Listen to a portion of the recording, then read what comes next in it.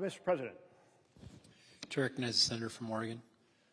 Mr. President, during the course of tonight's debate, we'll be voting on whether to table an item in the amendment lineup in order to submit an amendment that would ban pocket rescissions. Well, that's a fancy name. What does a pocket rescission mean? It means the President can steal the power of the purse from Congress, which is assigned to Congress in the Constitution, by submitting a proposal to undo spending for a program in the last 45 days of the fiscal year. And then, because under our rules there's 45 days to consider it as a grace period, even though Congress never votes affirmatively in support of this proposal, the clock runs out and the funding for the program dies. It's kind of like the clock running out on midnight, on Cinderella's stagecoach, and suddenly it's a pumpkin. In this case, it's the funding for some key program in healthcare and housing and education, or maybe it's an investment in infrastructure. Maybe it's something that creates good paying jobs. Maybe it's the research that keeps our economy humming far into the future.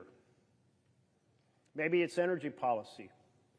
But one person, the President, says he doesn't like that program and decides to kill it by submitting a proposal to kill it in the last 45 days, and the clock runs out before Congress can vote, and then even without Congress voting, the program dies. This is an outright violation of the power of the purse assigned in the Constitution to Congress, to us. So we have a bipartisan responsibility to defend our congressional power, our congressional spending power. Let's consider the difference between a democracy and an authoritarian government. In a democracy, you have folks who are elected from every corner of the country. They come together with their different life experiences. They come together with their different insights. They come together understanding that the needs in one part of the country are different than another, and they create spending programs and spending levels appropriate to address the challenges in every corner of the nation. That's called a democracy. Well, what about an authoritarian government? What does that look like? That is one person, a chief executive, who issues fiats and kills programs, says things like, I'm ending that grant program because it's not in alignment with my priorities. I'm killing that program because it's not in alignment with my priorities. That's an authoritarian government, and that's what a, quote, pocket rescission, unquote, is. An authoritarian killing programs when the Constitution gives that power to Congress, not the executive. So later I will ask all of us to stand up and defend our Constitution.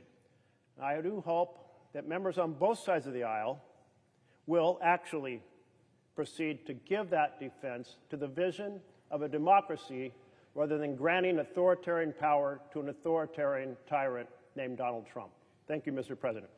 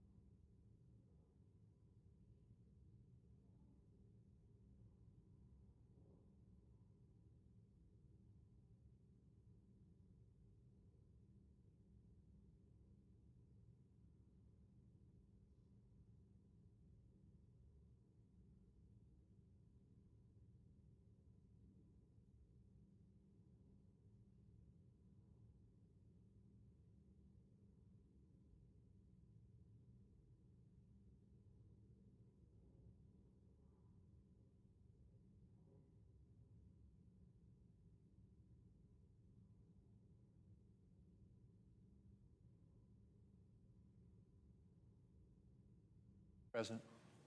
Chair recognizes the Majority Leader.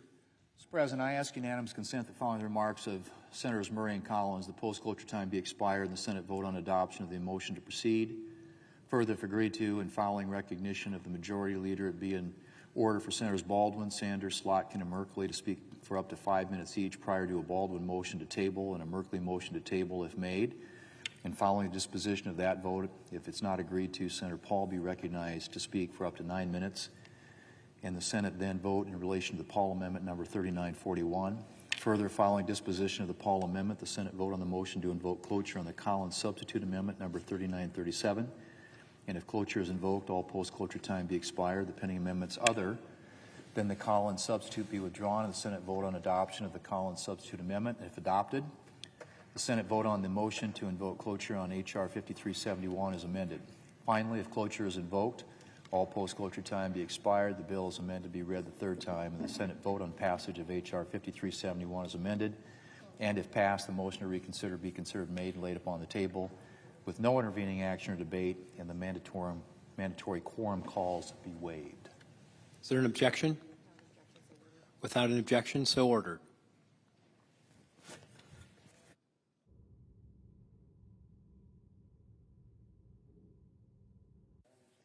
Mr. President.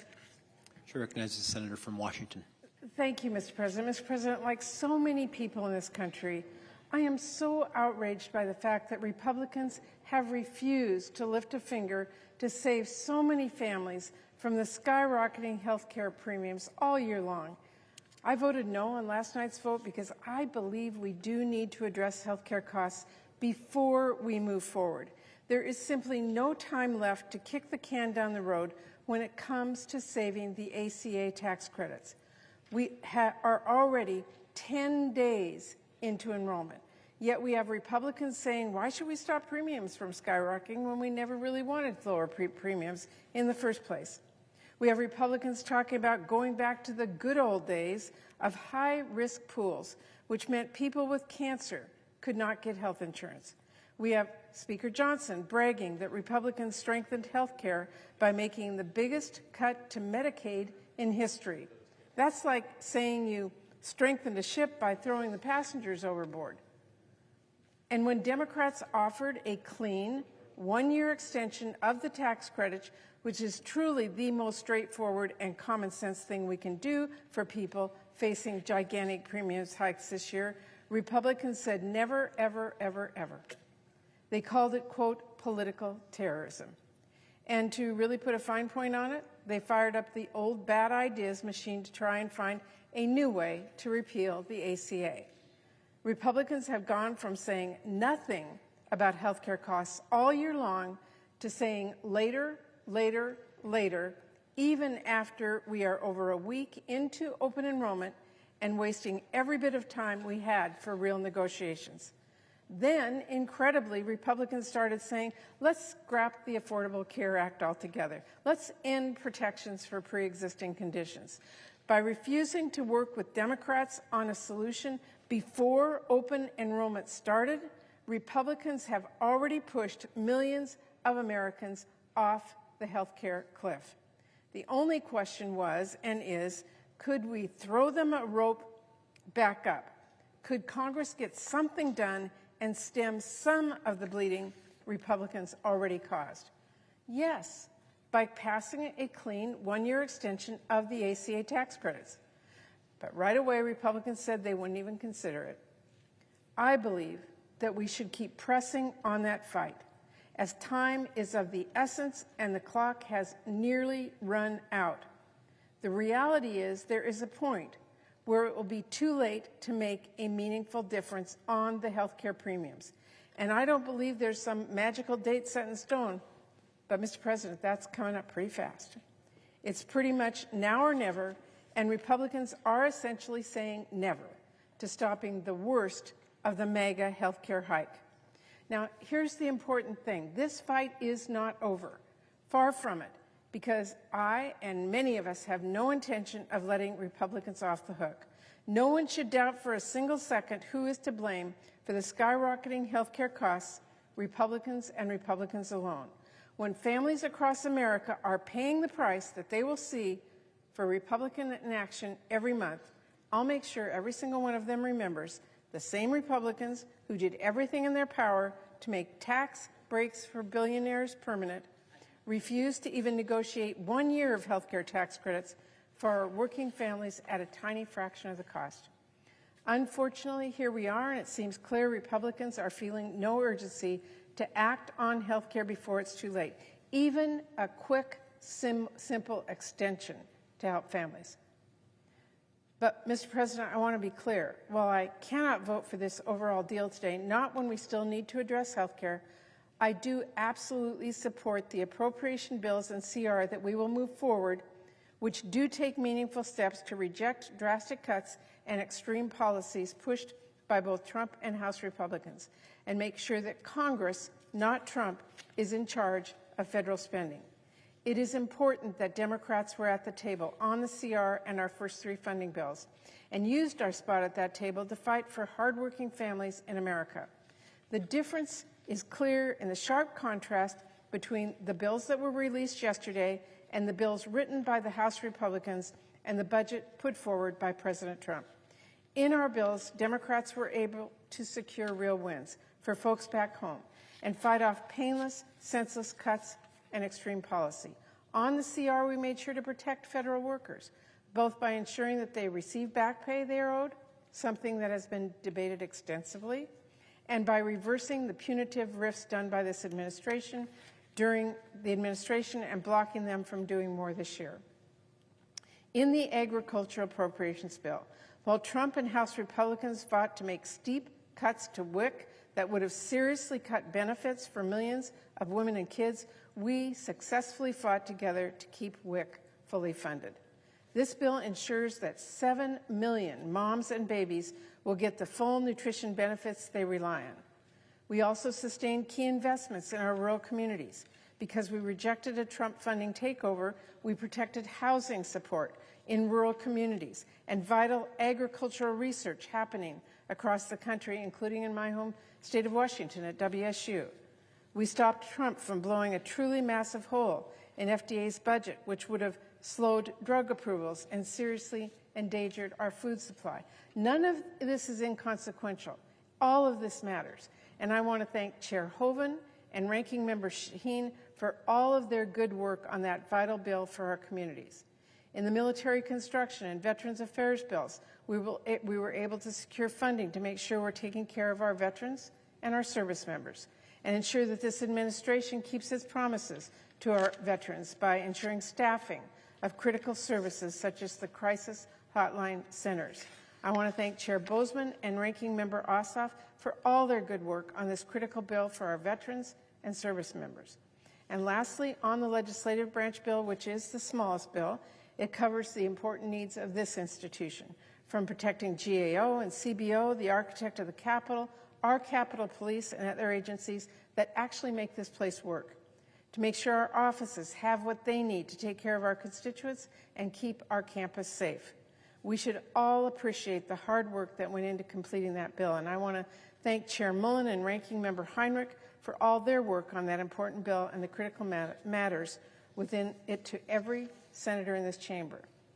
Now, obviously, those are not the bills I would have written on my own. I have concerns we were not able to address in these bills, and Republicans were not open to some of them, but I still want to do more, Mr. President, when it comes to delivering critical investments for our communities and our country, and I will, as always, keep pushing my colleagues every day. But we did secure real wins for folks back home when Democrats and Republicans were able to sit down at the table together on funding, and they are immeasurably better than Trump and vote holding the pen, which is what the slush fund CR that we have been operating on this year has allowed. I'm proud of what we have been able to negotiate to protect key programs families and communities rely on, and protect our authority as lawmakers who are here to be a voice for our constituents. I want to emphasize that I really appreciate the work of my counterpart, the senior senator from Maine, Susan Collins, who's done incredible work on all these bills. I want to thank our subcommittee chairs and ranking members and all of our staff who worked hard to put these bills together. And I want to make clear, I deeply appreciate the partnership of my colleagues on the Senate Appropriations Committee who've all worked in good faith during these very difficult times and these very difficult negotiations. No matter what, these bills need to get done. And our staff put in late nights, and our chairs and ranking members held countless conversations to compromise and work towards solutions. I hope to continue building on that progress and showing what it does look like when we come together and put families before politics. I look forward to getting our next minibus up on the floor to move multiple needed bills along that we have marked up in the committee and get those to conference. And I hope we can be on that package as soon as possible. I look forward to working with the senator from Maine and working to get those final bills completed so they too can be conferenced with the House as soon as possible. And I want to thank all of our committee members and staffs for their incredible work on these critical bills. We have a lot of work ahead, and I know we can get there. Passing full-year funding bills to ensure that Congress, not Trump or Russ vote, decides how taxpayer dollars are spent. We should never turn the keys over to Trump and his cabinet secretaries, allowing them to make unilateral cuts and to shift funding around however they please. Every day, they prove in a new way how critical it is that Congress assert its authority and rein in their chaos, and I will continue to working to do that on the Appropriations Committee. But I also, Mr. President, need to continue fighting to stop the mega healthcare hike for as long as there is still time left on this clock to fix this. The reality is there is a point where it will be too late to make a meaningful difference. But until we reach that point of no return, we do have to fight tooth and nail to force Republicans to actually work with us on that issue. And because in this package, Republicans have yet to refuse to address the healthcare crisis families are facing right now, a crisis that gets work and harder to fix every single day, I will be voting no. Thank you, Mr. President. I yield the floor.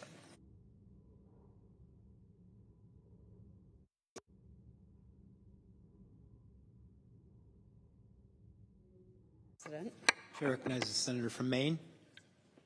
Mr. President, this is the 41st day of an entirely unnecessary government shutdown, a shutdown that never should have occurred, a shutdown that has caused tremendous harm to the American people, to our national security, to our entire country, a shutdown that has resulted in federal employees being furloughed, laid off, or forced to work without compensation, a shutdown that is causing enormous uncertainty and stress for families that rely upon the SNAP program for the nutrition that they need, a shutdown that is causing families to wonder,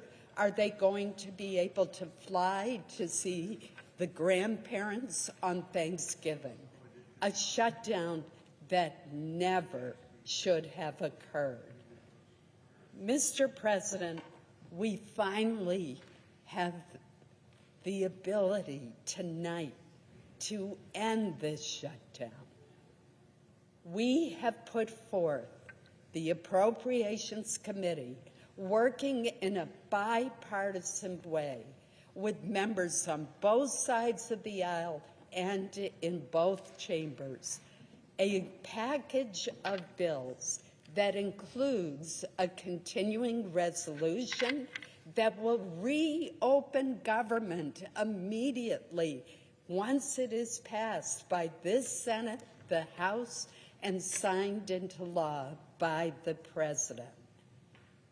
It is legislation that, due to incredibly good work by Senators Jeanne Shaheen, Tim Kaine, Katie Britt, the White House, and many of us, will ensure that those federal employees who have been furloughed or laid off or forced to work without pay will receive their back pay, will be recalled to their jobs if they were laid off as a result of this shutdown.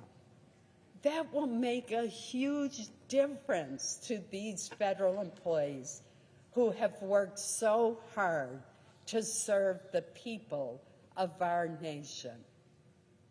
This package of bills also includes three year-long appropriations bills that were passed by overwhelming margins, bipartisan margins, more than 80 votes in each case by the members of this Senate way back on August 1st.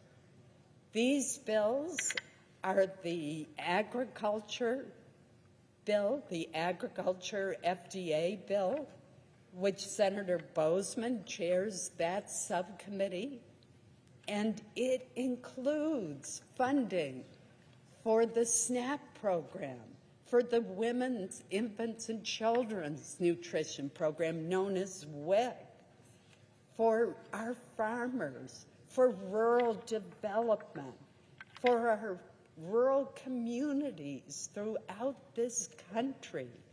A very important bill, a bill that will take away the worry that families who are low income, that seniors who are low income and rely upon the SNAP program or the WIC program are feeling today about whether the funding is going to be there. That concern goes away with the passage of this full year appropriations bill that extends until the end of September of next year. A second bill in this package is the military construction and Veterans Affairs bill. That subcommittee is chaired, I've actually mixed up the two subcommittees. Agriculture is chaired by Senator Hoeven, and the military construction VA bill is chaired by Senator Boozman. They are both extraordinary chairmen who work in a bipartisan manner with their ranking minority members and with their House counterparts. Think about it. Tomorrow is Veterans Day. Wouldn't it be wonderful if tonight the Senate passes the bill that provides year-long funding through the end of this fiscal year to September 30th of next year for our VA? What a way to tell our veterans how much we value their sacrifice and their service, a debt to them that we can never fully repay. That is so important to get that bill through. And military construction projects, what a difference that makes to our troops all over the world. There are two that matter a great deal to me in the state of Maine. One that will help the Portsmouth Naval Shipyard, which I worked with my fellow senator from Maine and our two senators from New Hampshire, and one that will benefit the Air National Guard base in Bangor, Maine, where I live. I am so proud of that base. It does more refuelings than any base on the East Coast during wartime, and it is extraordinarily skillful and filled with patriots. They will be taken care of, Mr. President. And the third bill is the legislative branch bill. That bill answers concerns that a lot of our members have about security in this increasingly polarized and difficult environment in which we live. But that's not all, Mr. President. And I want to correct any misimpression that has been given by some who have spoken today on the other side of the aisle. The Senate Majority Leader has given a public commitment that he will bring to the Senate floor bills that extend the Affordable Care Act, which unfortunately has turned out to be anything but affordable, but it will extend the premium tax credits that allow our lower income and middle income families to afford their much needed health insurance. In many cases, these are individuals who are self-employed, so they do not get health insurance through the workplace, or they're the employees of small businesses that are unable to provide health insurance, particularly in this time when we're seeing skyrocketing premiums. So as I've said from the beginning, I support an extension of the ACA tax credits, but they need reform. It is wrong that wealthy families qualify for taxpayers' subsidized tax credits for their health insurance when they can afford their own health insurance. That was a change in Obamacare that was made during COVID.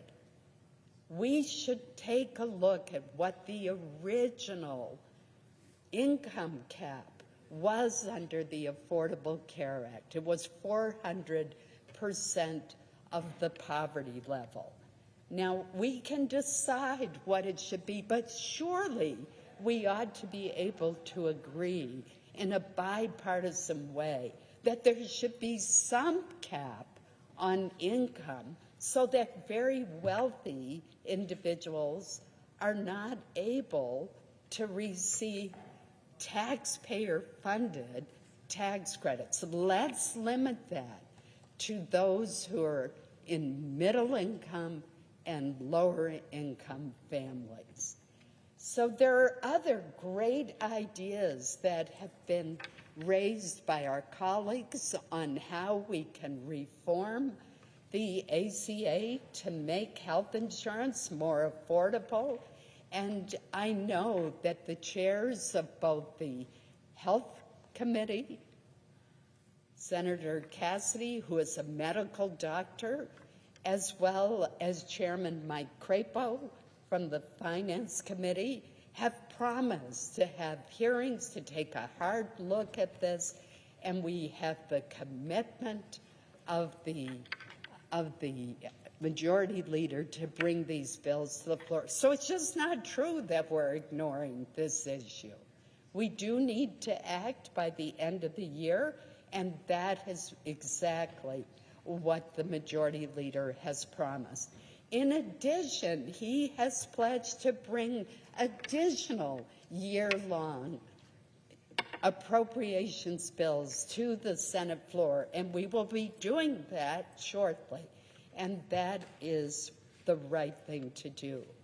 I want to thank the 8 Democrats who yesterday stood up for the American people and did what was right, pledged to reopen government, to pass these 3 appropriations bills that members of this chamber passed by over 80 votes on August 1st, and which will take away the threat of any kind of shutdown for the programs in those 3 bills. And as I mentioned, the last bill is the Ledge Branch bill. I want to thank Senator Mark Wayne Mullen for his leadership on that bill as well.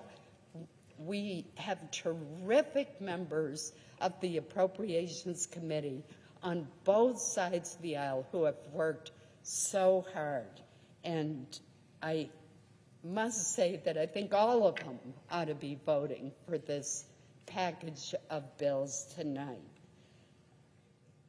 Mr. President, I made most of my comments yesterday when I brought these bills to the floor. There are others who are seeking recognition, so I will cease my remarks, but I just want to encourage everyone to cast their vote for this package of bills so that we can send it over to our House colleagues, where I hope they will do the same, and then send it to the President, who has already endorsed this package and pledged to sign the bill into law. Let's end this entirely unnecessary, shameful shutdown.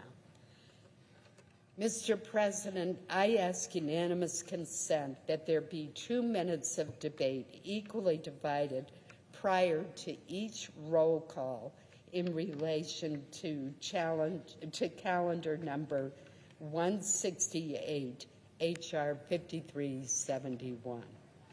Without objection.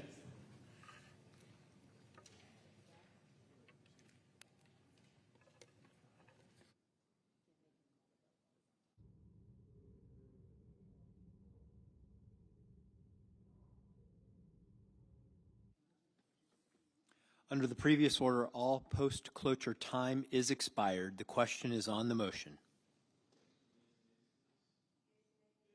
President, I request the yeas and the nays. Is there a sufficient second? There appears to be.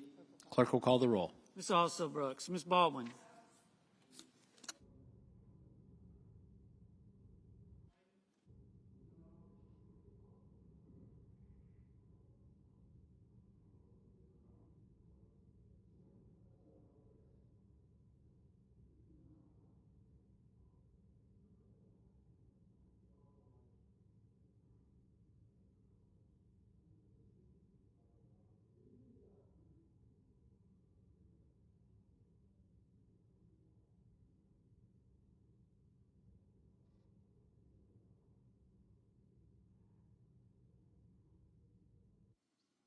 Mr. Banks, Mr. Barrasso, Mr. Bennett,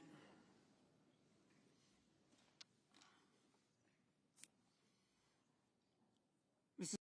Horn, Mr. Blumenthal, Ms. Blunt Rochester, Mr. Booker.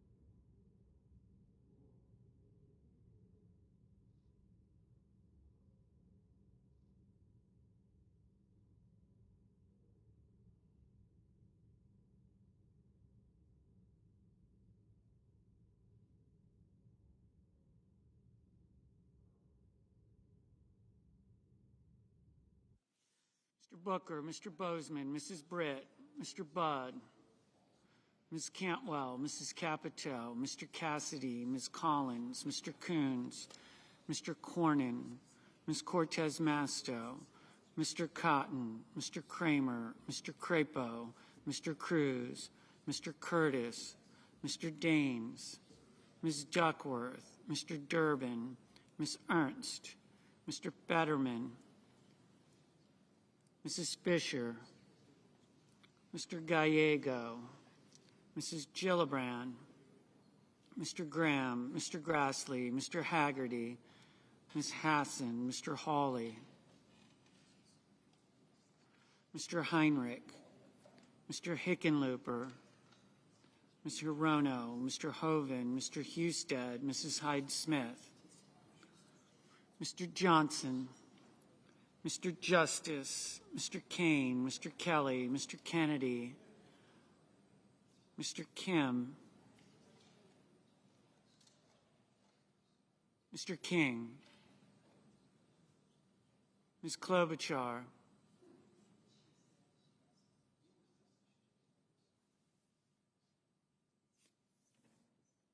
Mr. Langford, Mr. Lee,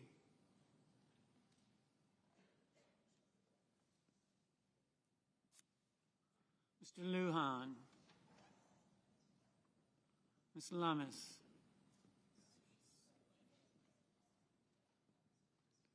Mr. Markey,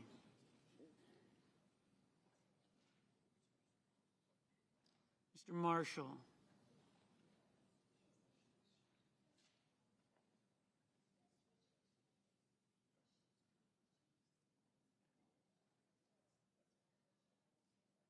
Mr. McConnell,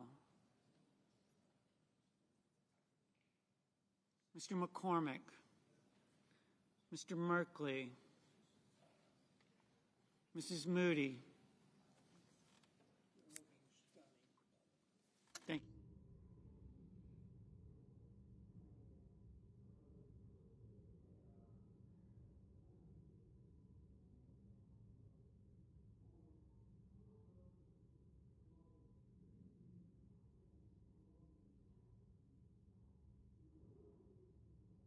Mr. Moran, Mr. Moreno, Mr. Mullen, Ms. Murkowski,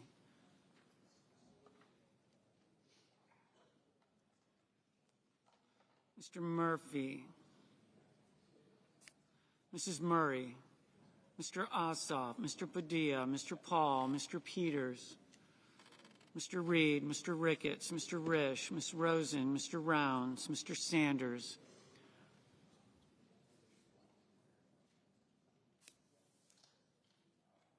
Mr. Schatz, Mr. Schiff, Mr. Schmidt, Mr. Schumer, Mr. Scott of Florida, Mr. Scott of South Carolina, Mrs. Shaheen,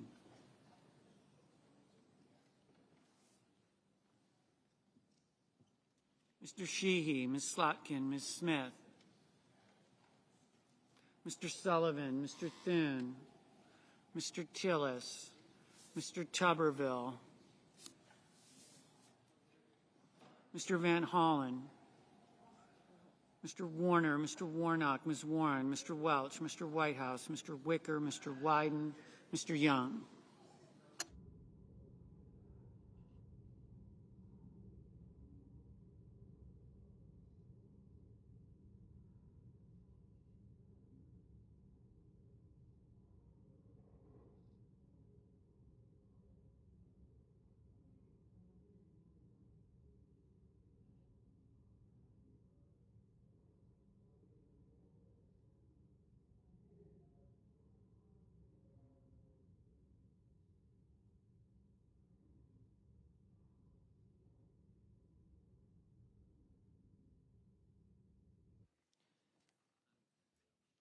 Senators voting in the affirmative: Barrasso, Collins, Cornyn, Daines, Graham, Husted, Hyde-Smith, Kennedy, King, Lankford, Marshall, Moreno, Mullen, Rounds, Scott of Florida, Sheehy, Thune.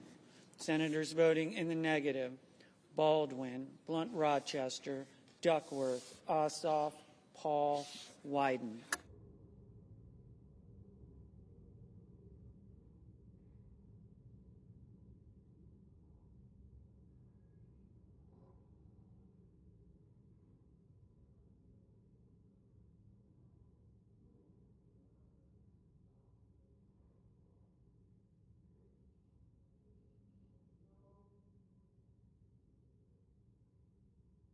Mr. Schatz, no. Mrs. Fisher, aye. Mr. Cruz, aye.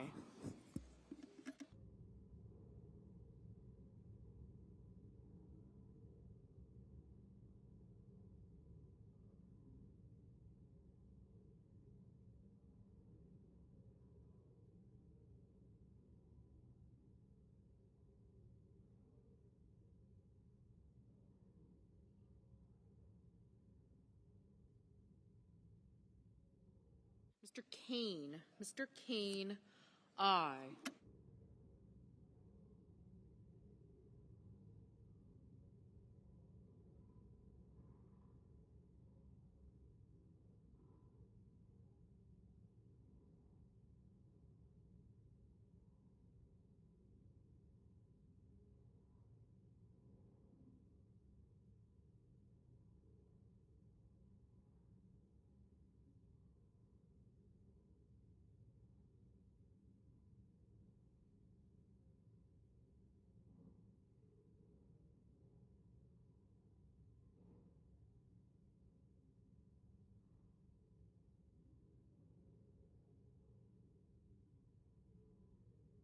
Ms. Hassan, aye.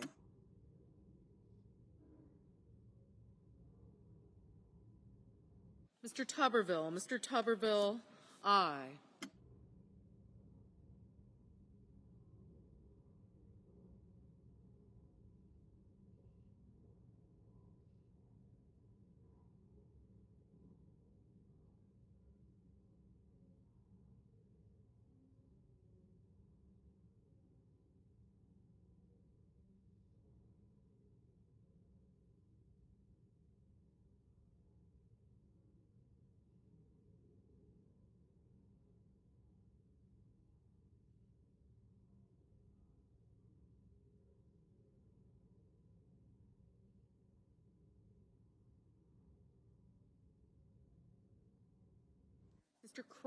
Mr. Kramer, aye.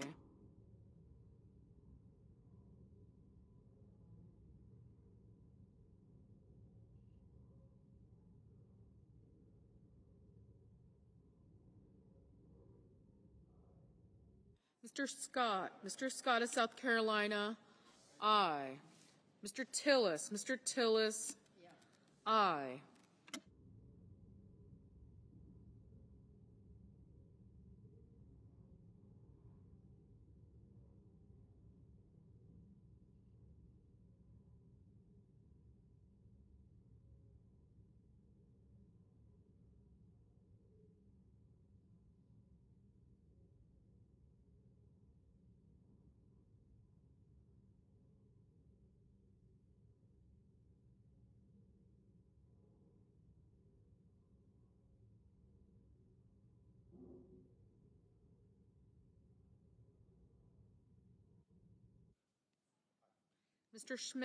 Mr. Schmidt, aye.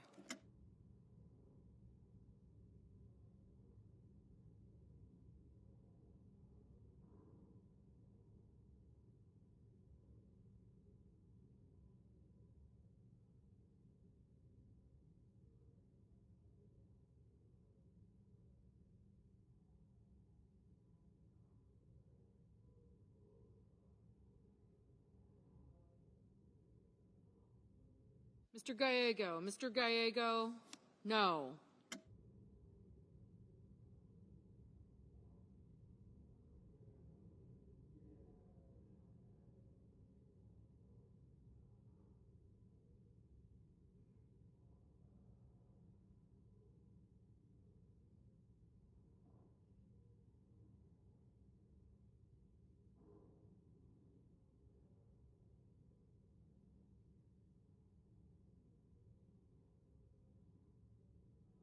Mr. Crapo, aye.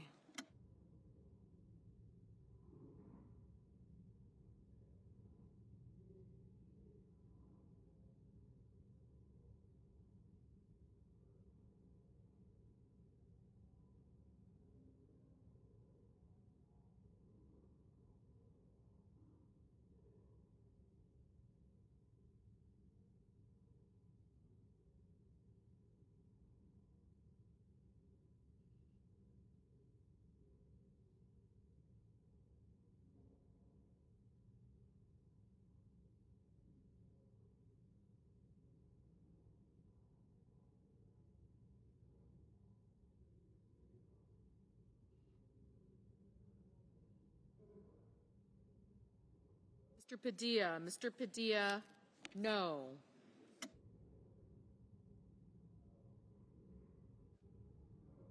Mr. Lujan, no.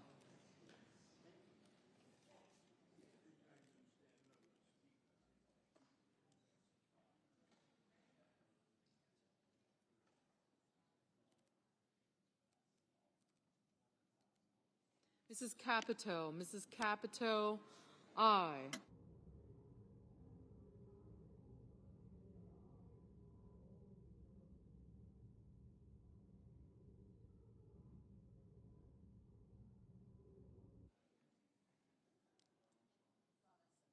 Ms. Lummis, aye. Mr. Grassley, aye.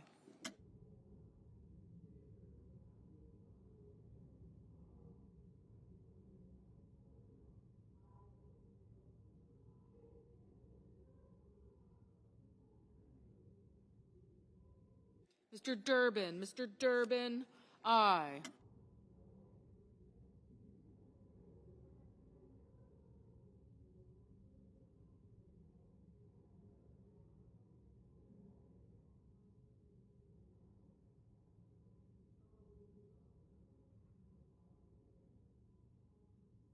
Mr. Johnson, aye.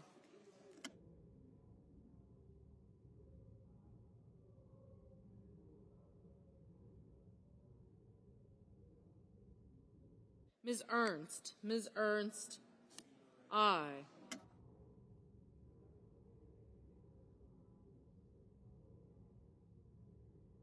Mr. Budd, aye.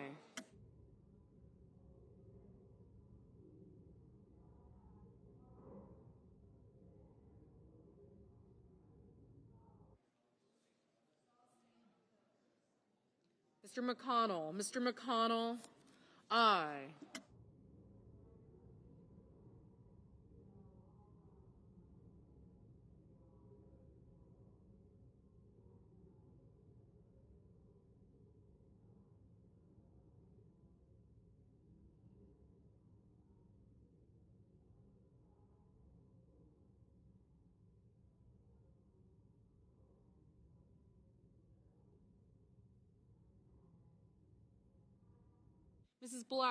Mrs. Blackburn, aye.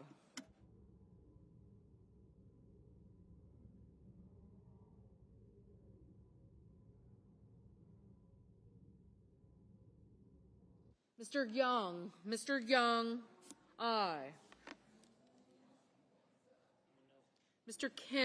Mr. Kim, no.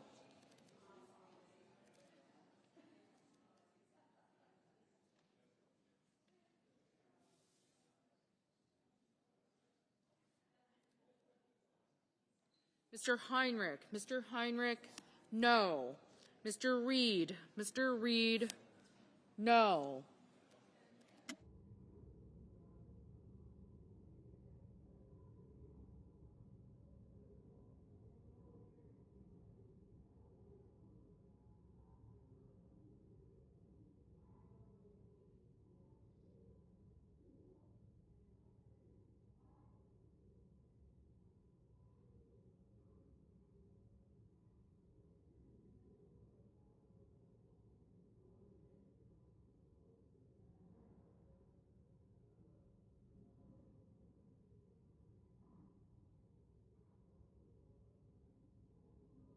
Mr. Ricketts, aye.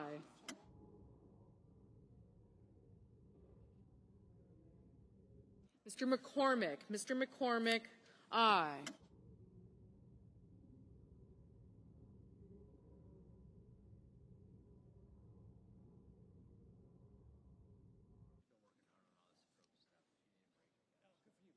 Mr. Van Hollen, no. Mr. Welch, no.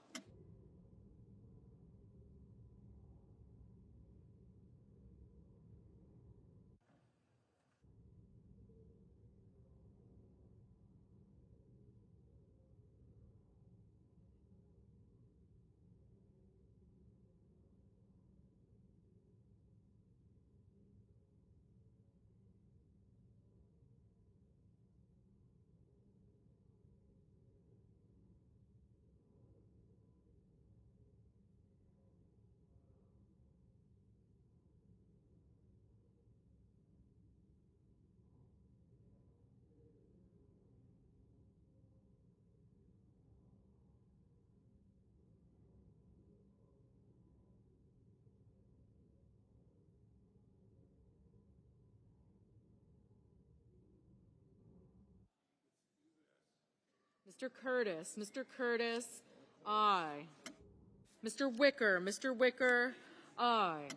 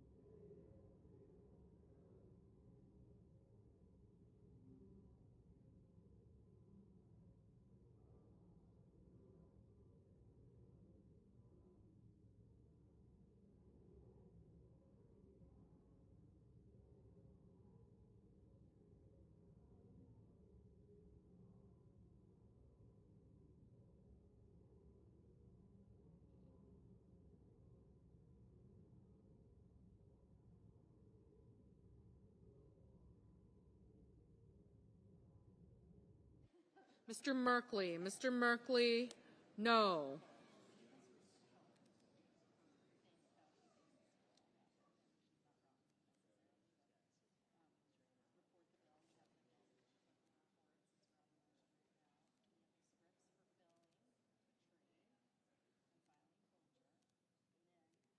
Mr. Peters. Mr. Peters, no. Ms. Warren. Ms. Warren, no. Mr. Hoven. Mr. Hoven, aye.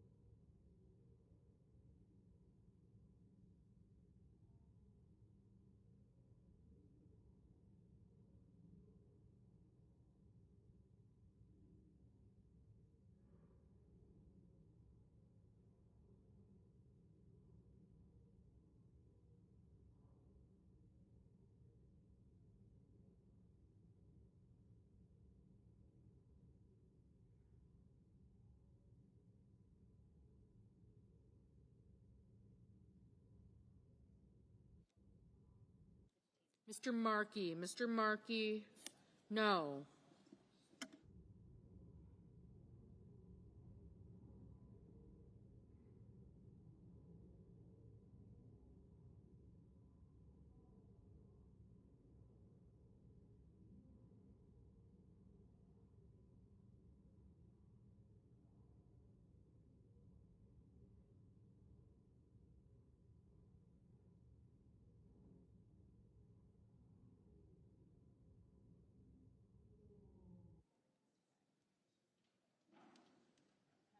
Ms. Hirono. Ms. Hirono, no.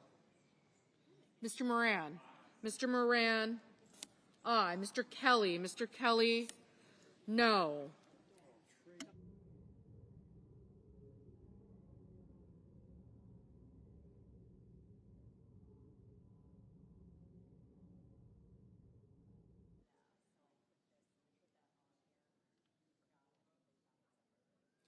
Mr. Whitehouse. Mr. Whitehouse, no.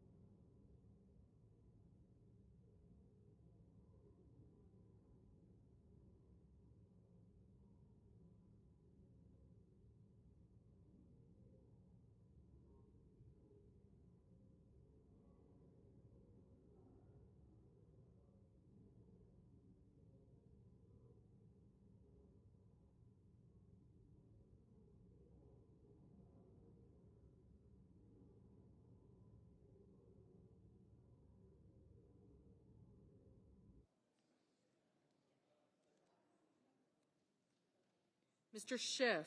Mr. Schiff, no. Ms. Murkowski. Ms. Murkowski, aye.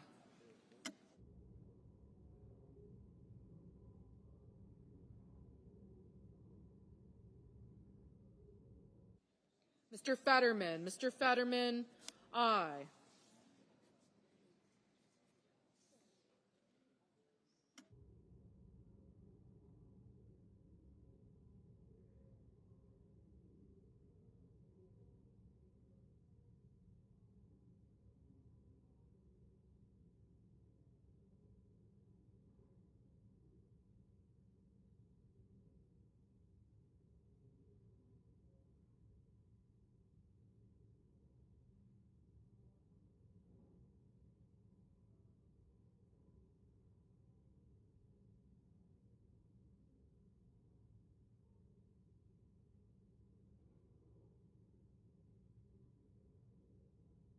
Mr. Murphy. Mr. Murphy, no.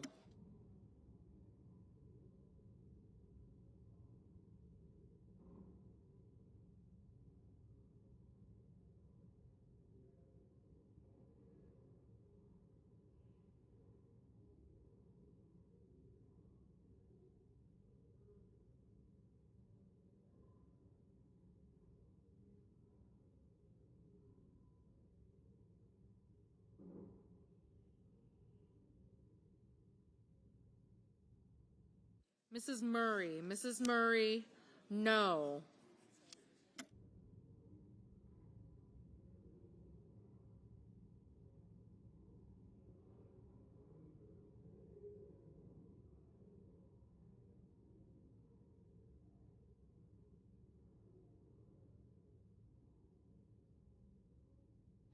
Mr. Cotton. Mr. Cotton, aye.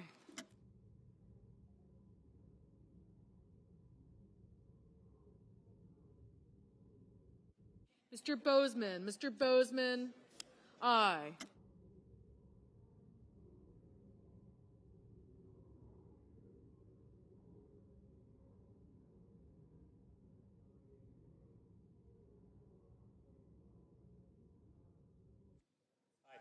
Mr. Lee. Mr. Lee, aye. Mrs. Moody. Mrs. Moody, aye.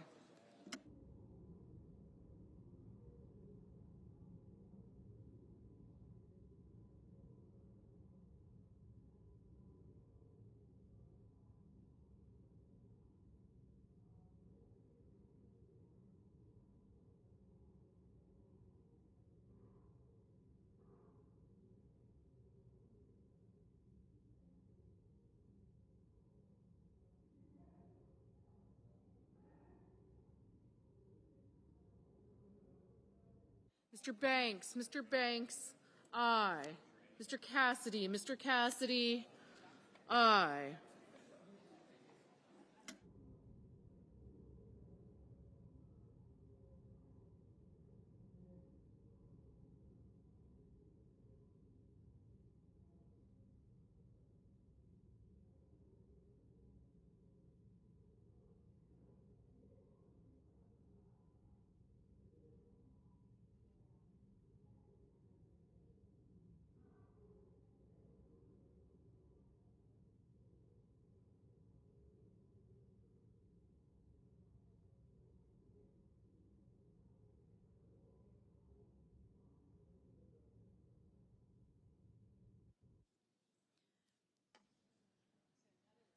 Ms. Smith. Ms. Smith, no. Mrs. Shaheen. Mrs. Shaheen, aye. Ms. Cortez Masto. Ms. Cortez Masto, aye.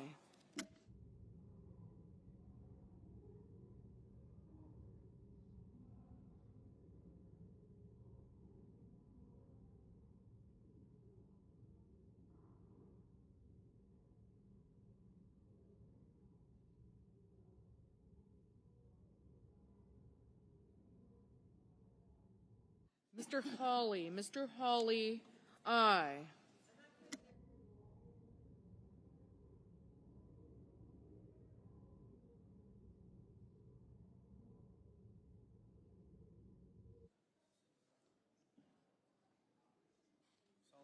Mr. Sullivan. Mr. Sullivan, aye.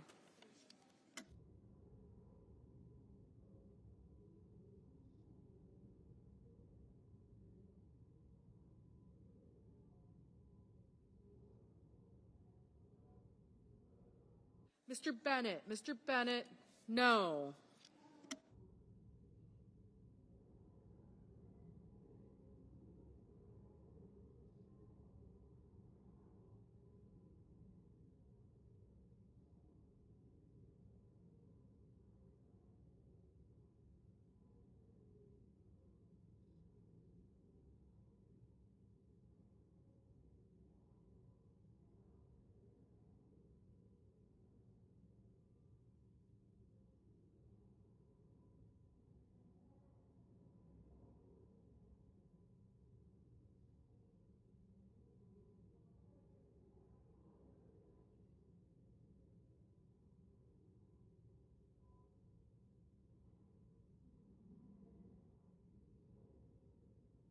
Ms. Also Brooks. Ms. Also Brooks, no.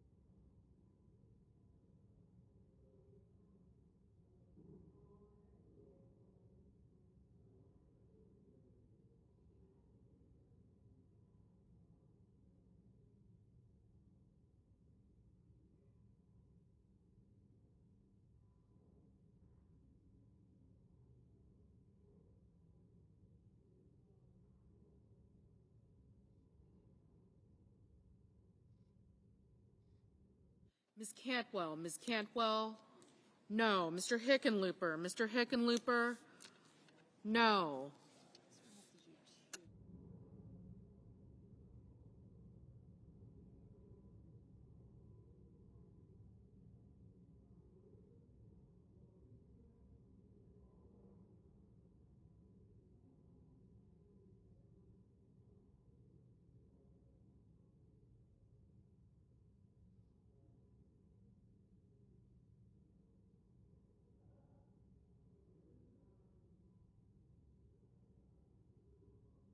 Mr. Booker. Mr. Booker, no.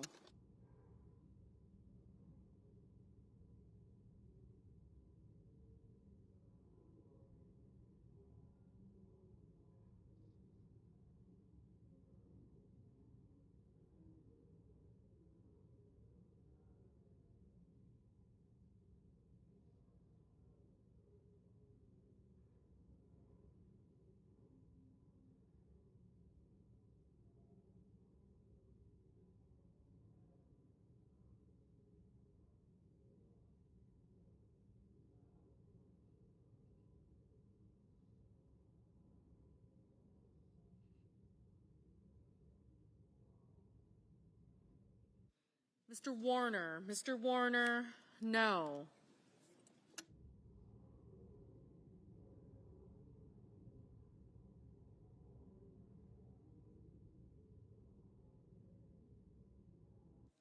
Mrs. Britt. Mrs. Britt, aye.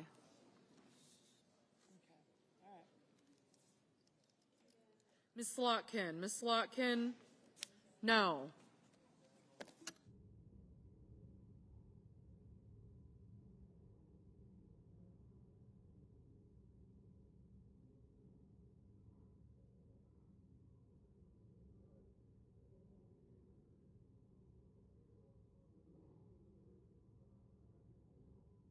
Mr. Risch. Mr. Risch, aye.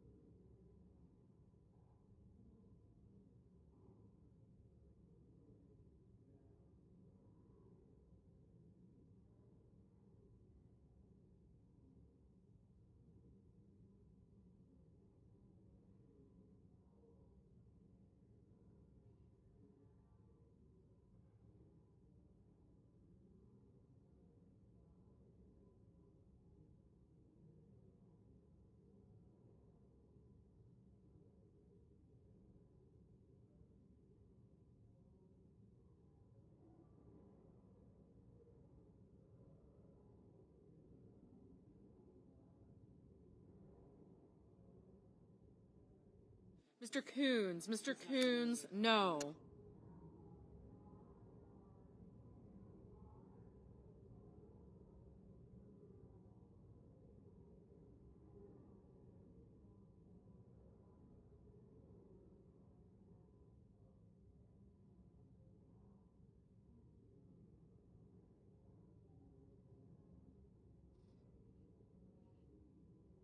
Mr. Justice. Mr. Justice. Aye. Okay, so apparently.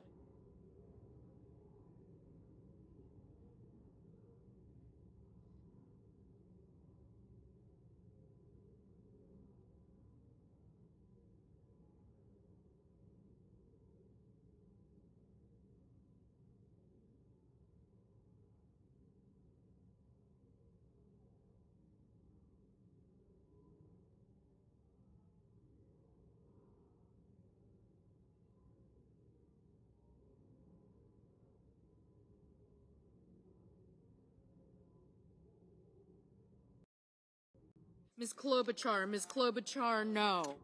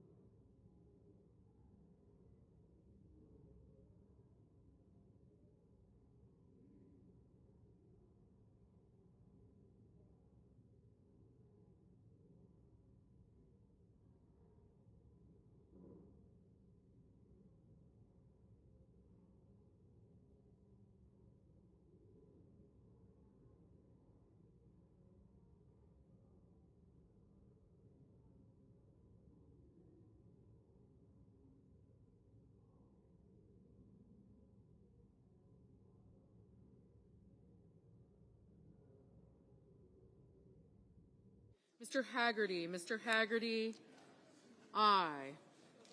Mrs. Gillibrand. Mrs. Gillibrand, no.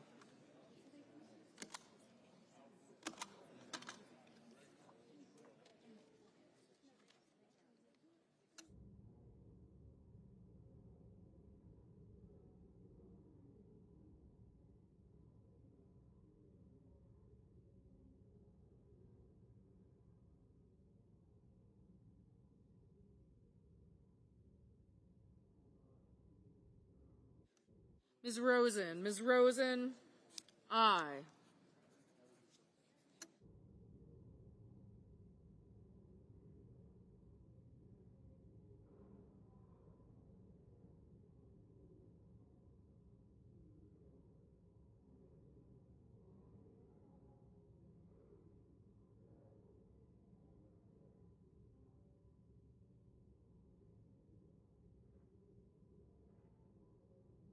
Mr. Warnock. Mr. Warnock, no.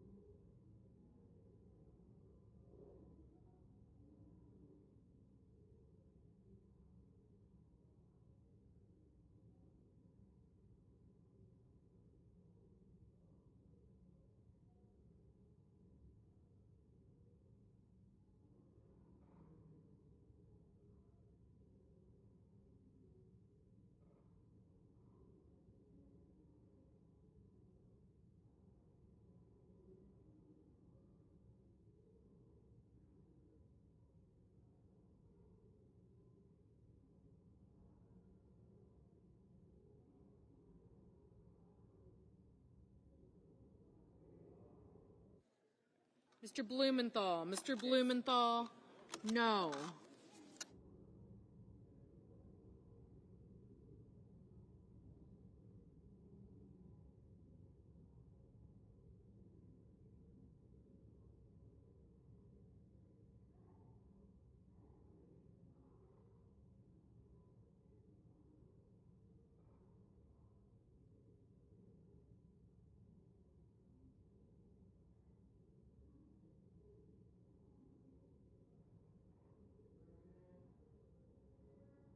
Mr. Schumer, no.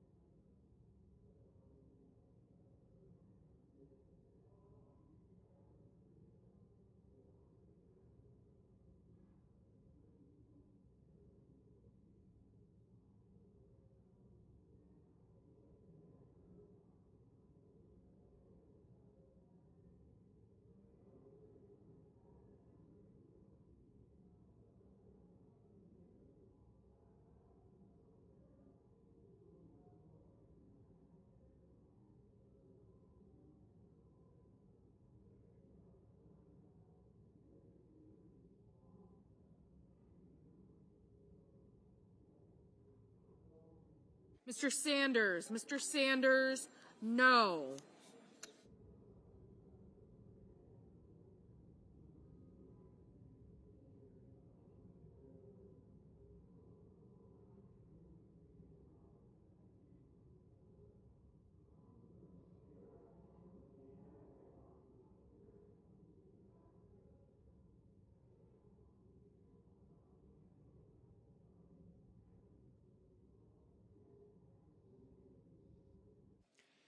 On this vote, the ayes are 60, the nays are 40, and the motion is agreed to.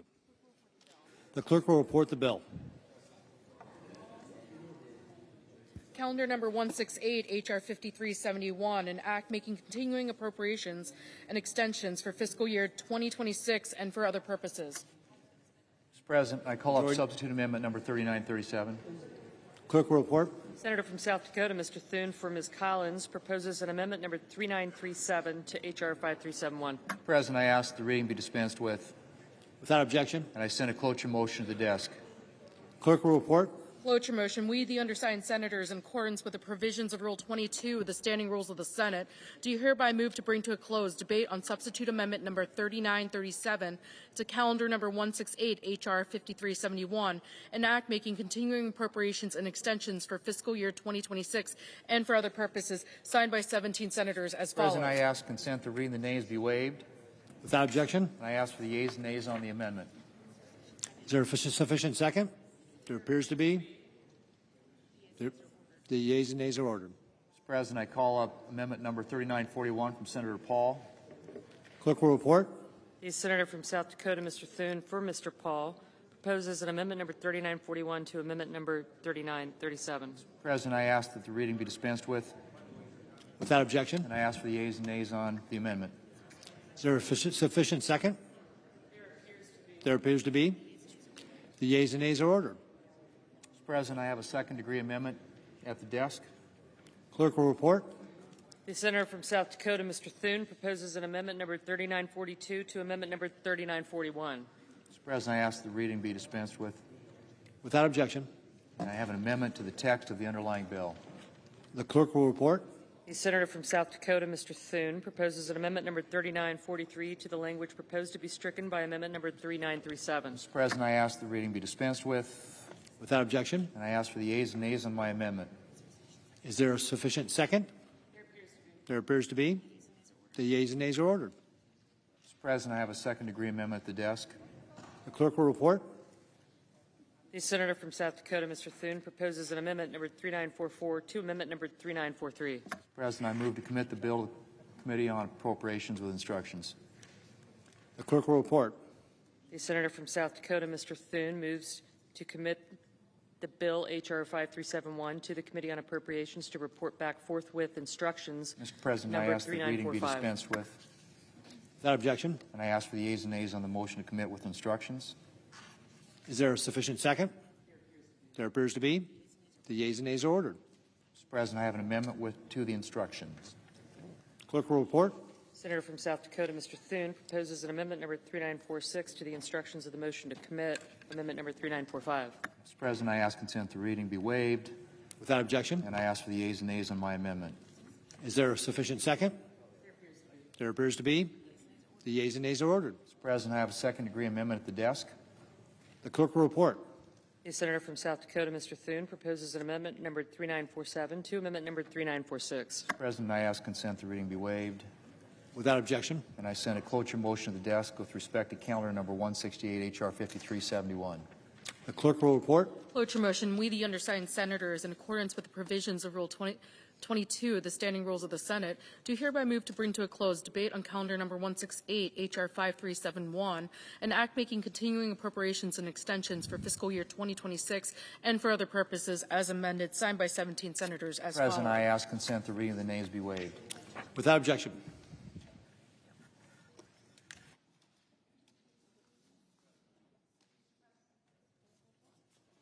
Senator from Wisconsin. Shortly, I will move to table Amendment 3947 for the purposes of offering my amendment to extend the Affordable Care Act tax credits for 1 year. I am doing this because my Republican colleagues are refusing to act to stop health care premiums from doubling for over 20 million Americans. I just can't stand by without a fight. Americans have said loudly and clearly that they are in a health care crisis. That's not up for negotiation, but it didn't have to be this way. We're at this moment because Donald Trump and congressional Republicans have simply refused to address the biggest increase in American premiums they'll likely ever experience. For months, congressional Republicans and Donald Trump have refused to even talk to us about addressing it. Estimates show that 22 million Americans will see their premiums double on average. I'm getting calls daily from Wisconsinites begging me to stay in this fight. A couple in Door County, Wisconsin, told me their premium is rising by over $550 a month next year. Everything is already too expensive. So where are they supposed to find $6,500 extra in their budget? Another couple from Butternut, Wisconsin, told me their premiums are going from $400 per month to over $5,000 per month. That's $55,000 more a year. As they wrote to me, healthcare tax breaks are not just numbers on paper. They are the lifeline that allows us to sleep at night knowing that we won't lose everything if one of us gets sick. Behind every one of the 22 million Americans who rely on these tax credits is a story, a family who has to put together a budget, who has to make the hard decisions of what they can afford for their family next year. Some are logging on to healthcare.gov right now and finding that they simply can't afford health insurance next year. That is unconscionable. Addressing this demands that we act now, not in a week, not next month, but now. That's why a handshake deal with my Republican colleagues to reopen the government and no guarantee to actually lower costs is simply not good enough. The people I work for need more than that. They need health care that they can afford, not a symbolic vote. For over a year now, I've been fighting to get a bill passed to avoid this very situation and make these tax credits permanent. My colleagues and I have tried every which way to get this bill passed. Every time my Republican colleagues killed the effort and put 22 million Americans on the path to pay more for health care next year. For 41 days, I've been clear. I will work with anyone to reopen the government and lower Americans' health care costs. And I'm not throwing in the towel until we've exhausted every option to make that happen. And that's why I've offered an amendment to extend tax breaks for Americans who buy their insurance through the Affordable Care Act for 1 year. My amendment is as straightforward as it gets. It would extend current law for 1 year, stop costs from skyrocketing for our constituents, and give us time to negotiate on health care costs without leaving 22 million Americans in the lurch. Is this everything I think we should do? No. We should make health care more affordable for everyone forever. But I am willing to compromise to avoid catastrophe for the families I work for. I am demanding that we take this vote so that we can actually provide some relief to millions of American families. The American people are desperate for health care that they can afford and demand that we do everything in our power to lower costs. This is a tool in my toolbox to try to lower their costs, so I'm using it. I've talked to so many of my Republican colleagues who want to do something here, who want to keep health care costs down for their constituents, who know their constituents in red states and districts will be hardest hit. Well, now is the time to show it. My sincere hope time has expired. is that the Republicans join me so I can make this amendment to the continuing resolution and let 22 million Americans rest easier. I hope my Republican colleagues choose to join us. And now I yield to Senator Sanders. I want to thank the Senator for Wisconsin. Senator from Vermont is recognized. Thank you. I want to thank the Senator for Wisconsin for offering this important and very simple and straightforward amendment. Nothing can be simpler. Are you prepared, I say to my Republican friends, to sit back and allow over 20 million Americans to see a doubling of their health care premiums? In my state of Vermont, people who are 65, 63 years of age will in some cases see a tripling or a quadrupling, and that is the case in your states as well. And all that Senator Baldwin is saying is, let us take a deep breath.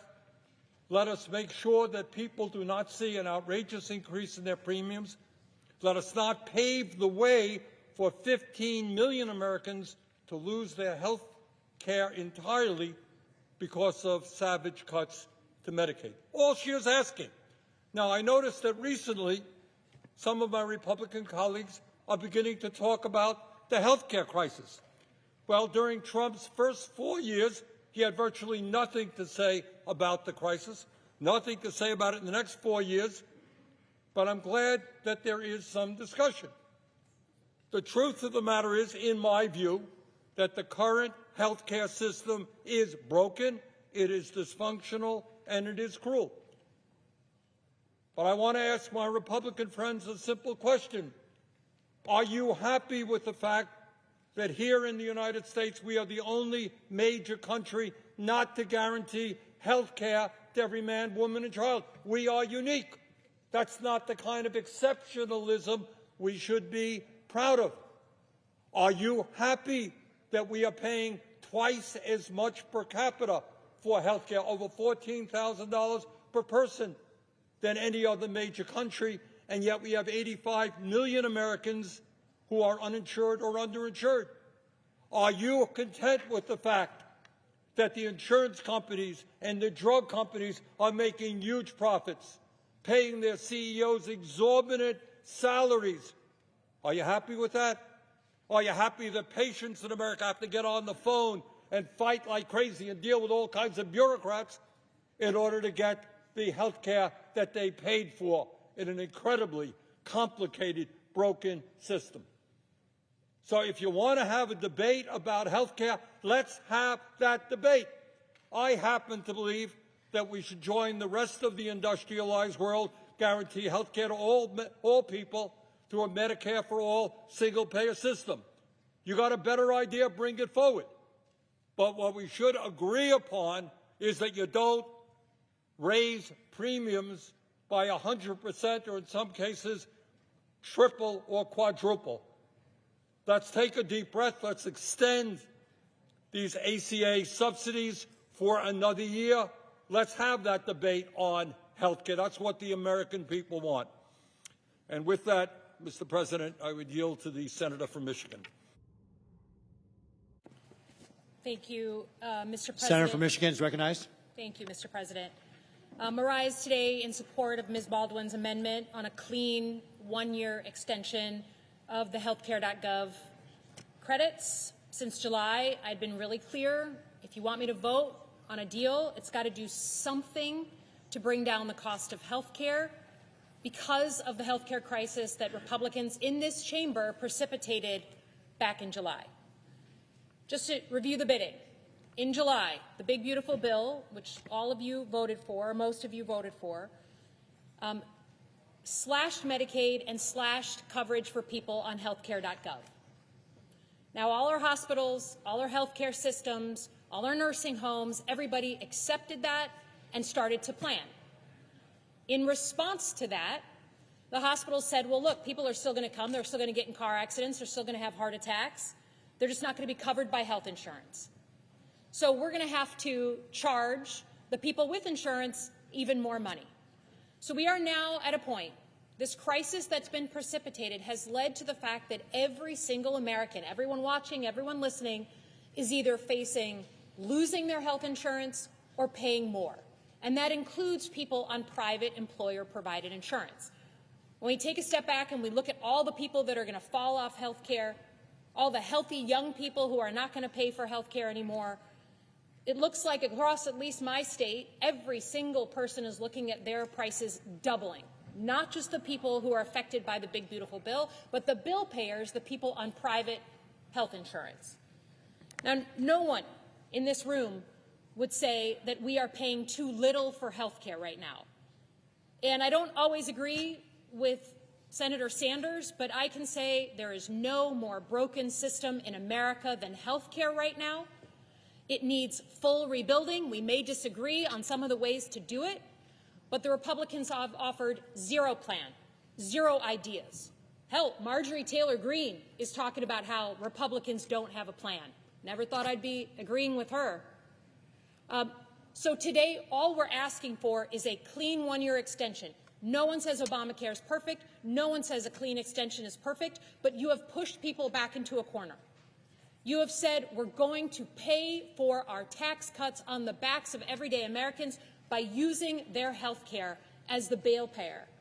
So can we do a one-year extension, please, so that we can have some kind of conversation, a real conversation, that the American people expect people of our stature to be having? Can we have that conversation over the next year, but not, in some cases, have people's health insurance go up by 600%? That is what you have precipitated. So to every American watching, whether you're on healthcare.gov or you're on private insurance, if you're getting those letters, if you're getting those notifications of an increase of your bill of $200, $500, $800 starting January 1, my peers on the other side of the aisle are the ones you should lay it at their feet. Because they have put us in this place, and if they vote tonight against this, it's because they don't give a crap about the cost of your health care.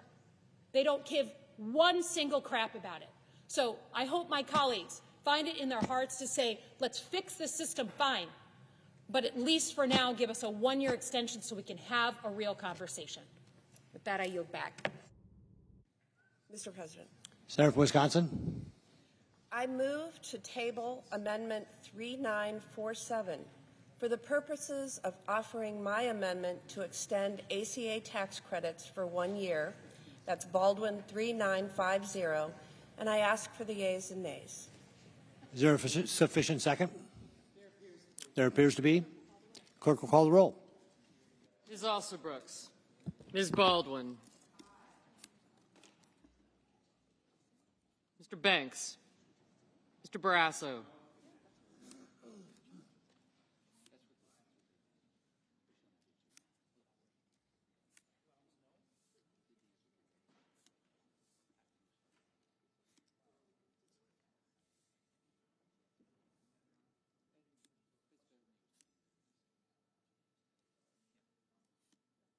Mr. Bennett.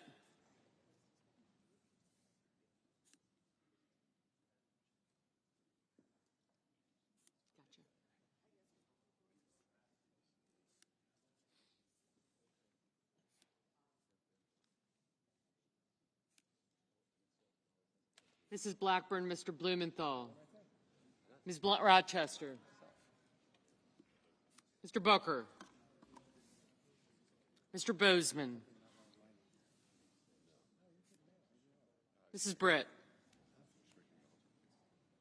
Mr. Budd, Ms. Cantwell, Mrs. Capito, Mr. Cassidy, Ms. Collins,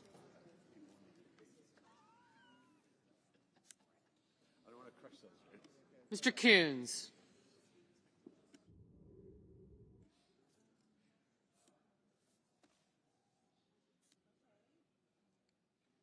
Mr. Cornyn, Ms. Cortez Masto, Mr. Cotton, Mr. Kramer, Mr. Crapo, Mr. Cruz, Mr. Curtis, Mr. Daines,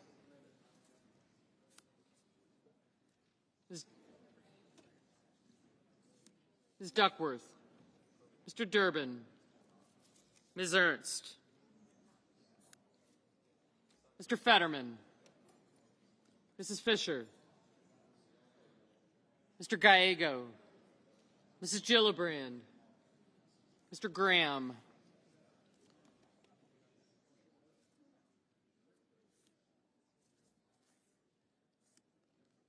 Mr. Grassley, Mr. Haggerty, Ms. Hassan,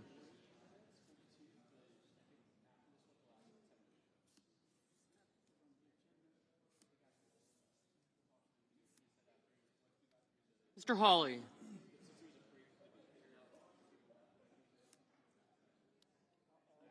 Mr. Heinrich, Mr. Hickenlooper, Ms. Hirono, Mr. Hoven, Mr. Husted, Mrs. Hyde-Smith,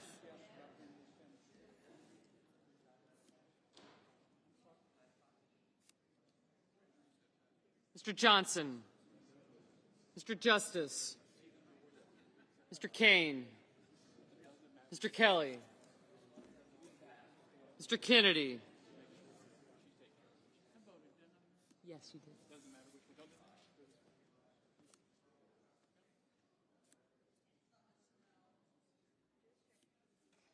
Mr. Kim,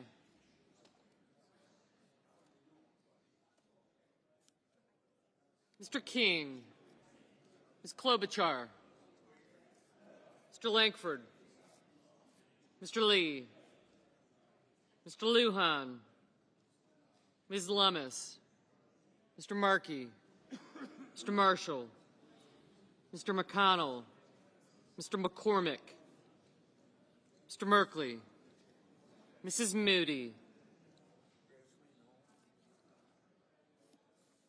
Mr. Moran, Mr. Marino, Mr. Mullen,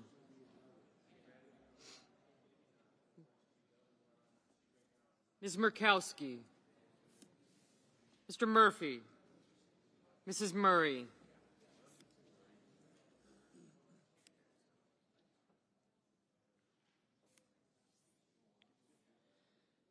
Mr. Ossoff, Mr. Padilla, Mr. Paul, Mr. Peters,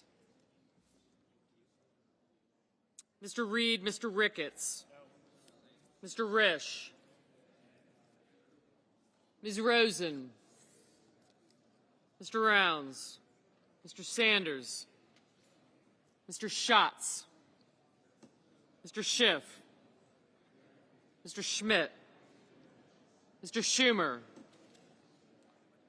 Mr. Scott of Florida, Mr. Scott of South Carolina, Mrs. Shaheen,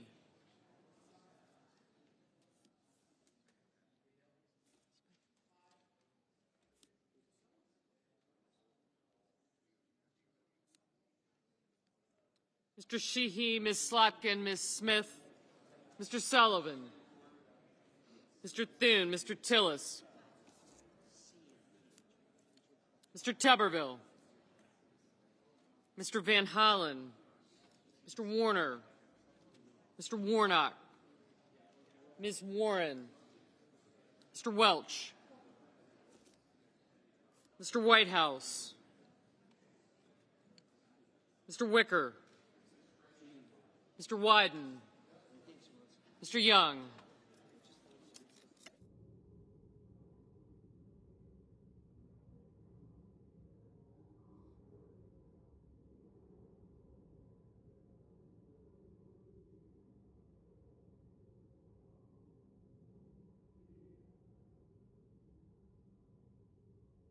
Senators voting in the affirmative: Baldwin, Bennett, Blunt Rochester, Cantwell, Coons, Cortez Masto, Durbin, Gillibrand, Hassan, Hirono, King, Merkley, Murphy, Murray, Reed, Sanders, Schatz, Shaheen, Slatkin, Smith, and Welch.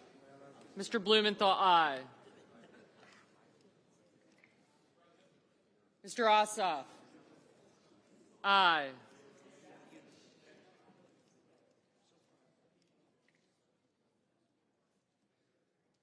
Mr. Padilla, aye. Mr. Kelly, aye.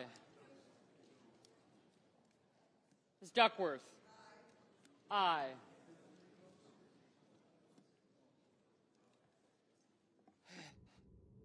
Senators voting in the negative: Banks, Barrasso, Blackburn, Bozeman, Britt, Budd, Capito, Cornyn, Cotton, Kramer, Crapo, Cruz, Graham, Grassley, Haggerty, Husted.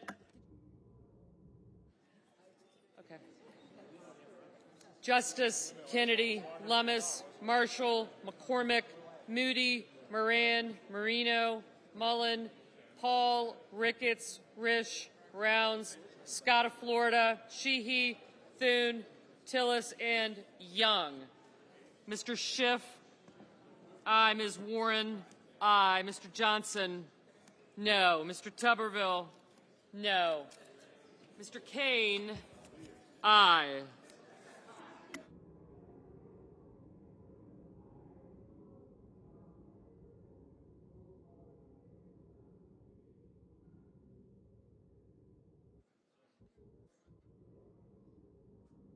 Ms. Alsterbrooks, aye.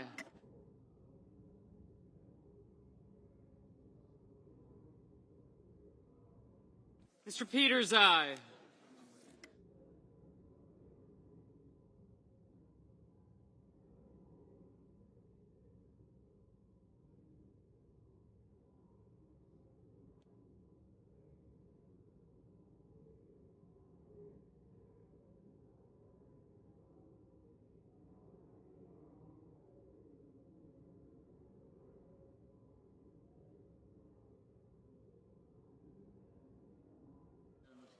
Ms. Ernst, no.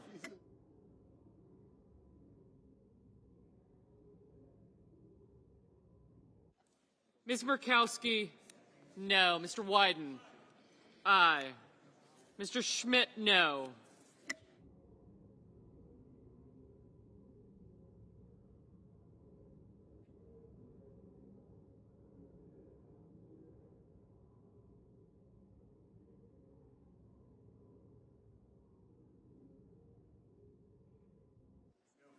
Mr. Lee, no.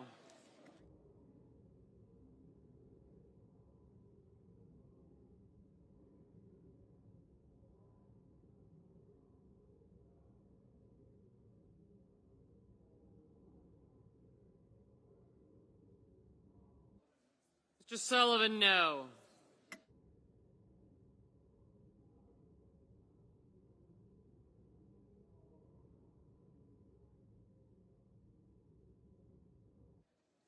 Mr. Heinrich, aye. Mr. Hickenlooper, aye.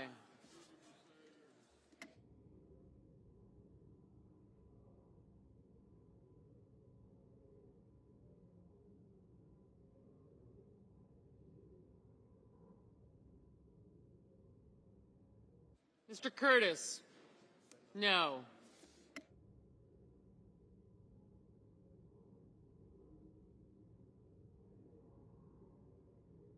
Mr. Kim, aye. Mr. Daines, no.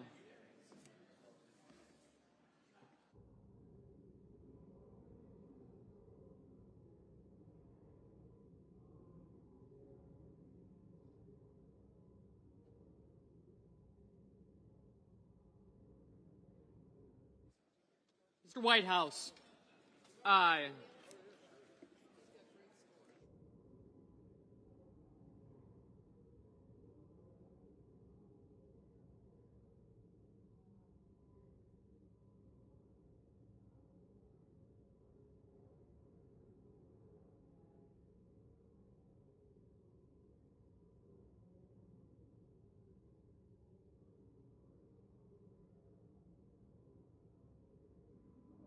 Mr. Fetterman, aye. Mr. Warner, aye. Mr. Wicker, no. Ms. Collins, no. Mrs. Fisher, no.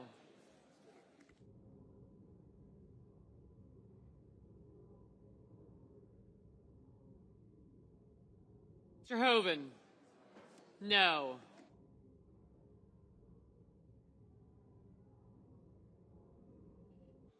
Ms. Klobuchar, aye. Mrs. Hyde-Smith, no.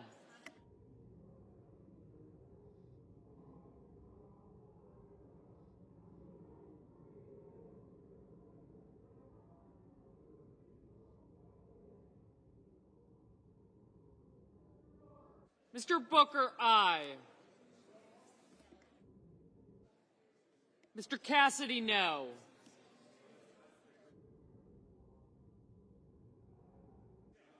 Mr. Lujan, aye.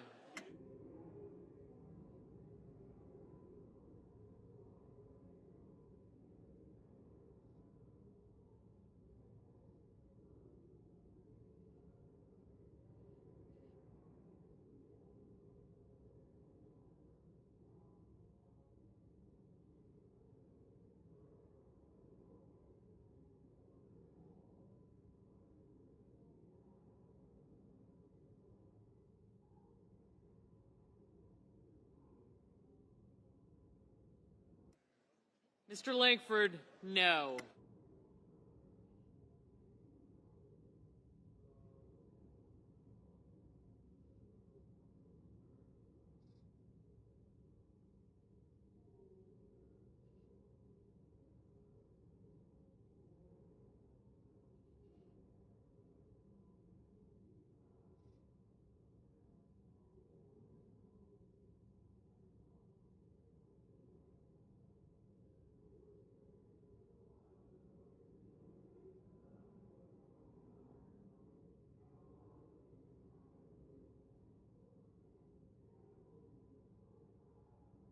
Mr. Hawley, no.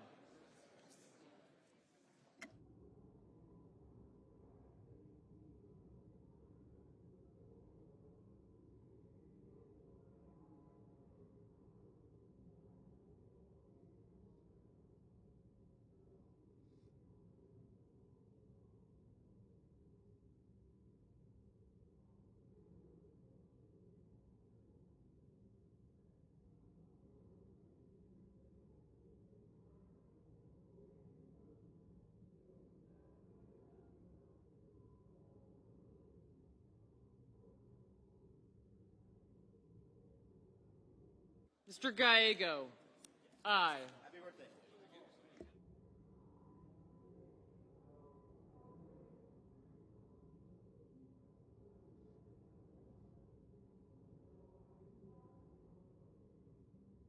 Mr. Warnock, aye.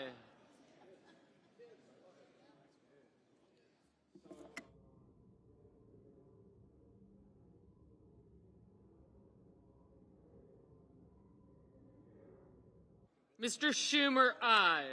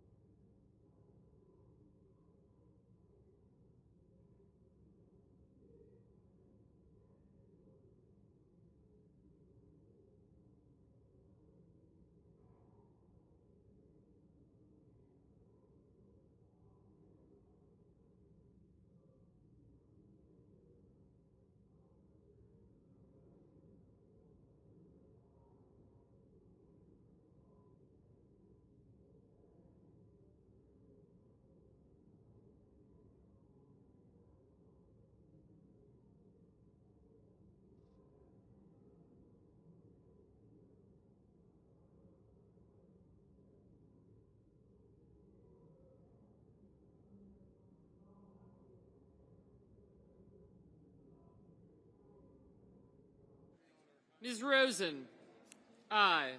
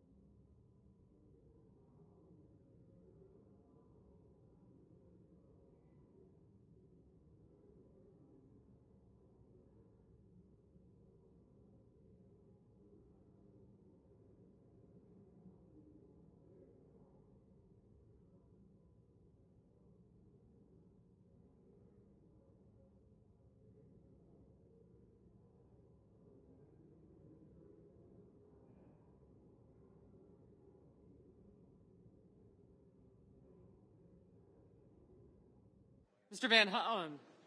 Mr. Van Hollen, aye. Mr. Markey?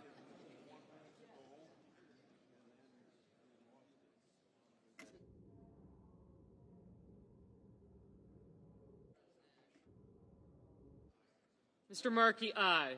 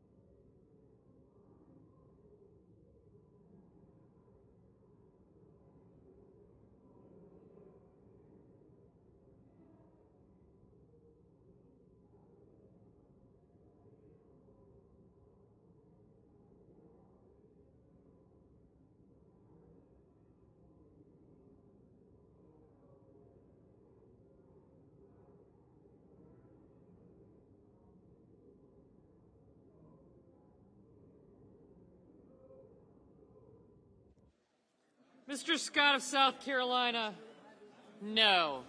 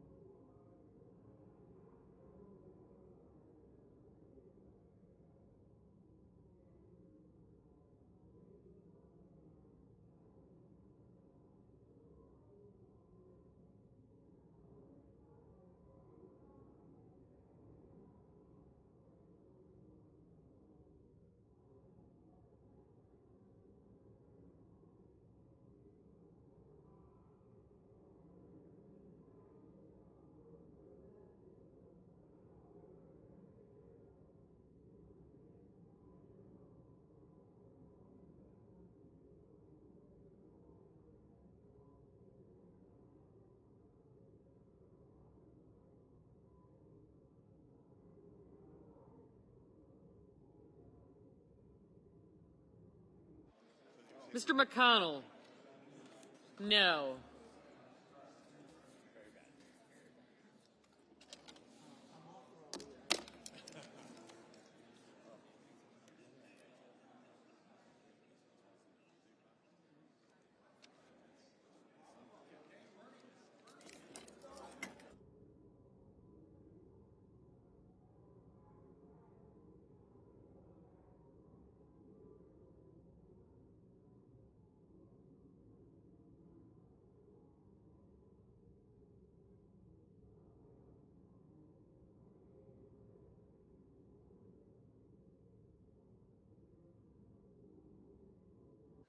On this vote, the yeas are 47, the nays are 53. The motion is not agreed to. Mr. President. I recognize the senator from Oregon. Mr. President, I want to provide an opportunity tonight for us all to stand up for the Constitution, one of the most important powers that we have here as a Congress, and that is the ability to design a program and to fund a program. And once that's been signed into law by a President of the United States, it's the law of the land. The President has the responsibility to execute that program as designed and funded. But back in 1974, we decided to give the President a fast track to propose that something that we have designed and funded should be unfunded. It's called a rescission, a fancy name for us acting to unfund a program we previously had put in place. And here's the thing. That law, the Budget Act of 1974, says that it takes an affirmative vote of the Senate and of the House of Representatives to unfund the program that's already in law. But an unexpected challenge has emerged. And that unexpected challenge, that is, if the request from the President to unfund the program comes within 45 days of the end of the year, even if we were to act and turn down the rescission, it still means that under a grace period in the law, the funds evaporate at the end of the year. So, in other words, with no approval from the House or Senate, no new law being passed, the existing law is undone on the clock. It's like, well, it's like Cinderella's coach. It reaches midnight, and the coach becomes a pumpkin. It falls apart. It disappears. That is a threat that goes fundamentally to the difference between a democracy and an autocracy. In a democracy, we come together with all of our varied experiences, with all of our different parts of the country, and we say, here's programs and funding that fit our nation as a whole. It's a master compromise. But in an authoritarian government, one person decides what's funded and what isn't. And that is what happens in this special power when it's submitted within 45 days of the end of the fiscal year. So, however much one may like or dislike a given president in power, support or oppose, all of us have a responsibility to stand up for our constitutional power of the purse, that all of America will be served by the laws we pass, and that if they are to be undone, they have to be voted on by this chamber and the chamber down the hall in an affirmative fashion. So I will, at the appropriate moment, a minute or two from now, propose at that point to table an amendment that's in the tree so we can submit an amendment that will defend our Constitution, defend Article 1 power, defend our democracy. Thank you, Mr. President. Got it. Mr. President. Recognize the Majority Leader. Mr. President, I would ask unanimous consent that the remaining roll call votes be 10 minutes in length. Without objection. There will now be 2 minutes of debate equally divided.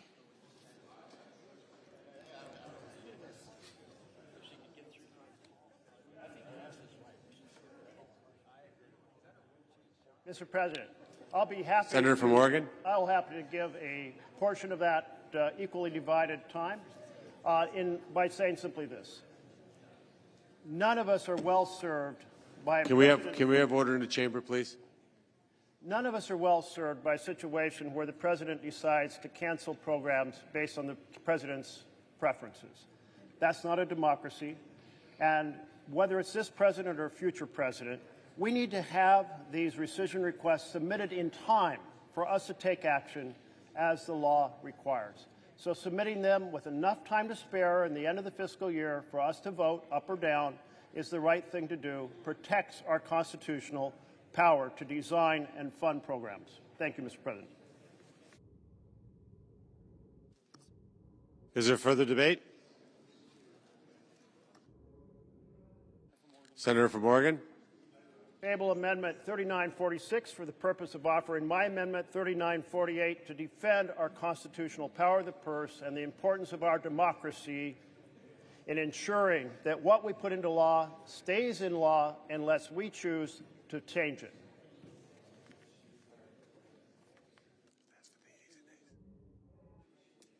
Is there sufficient second? There appears to be. The clerk will call the roll. Ms. Alsobrooks, Ms. Baldwin,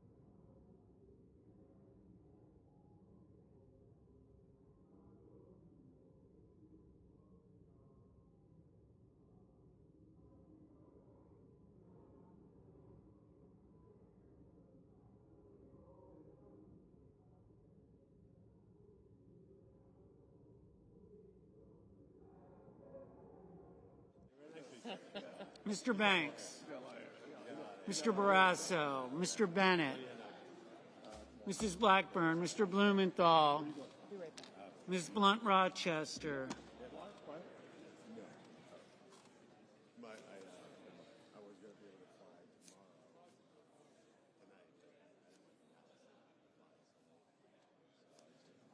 Mr. Booker, Mr. Bozeman, Mrs. Britt, Mr. Budd, Ms. Cantwell,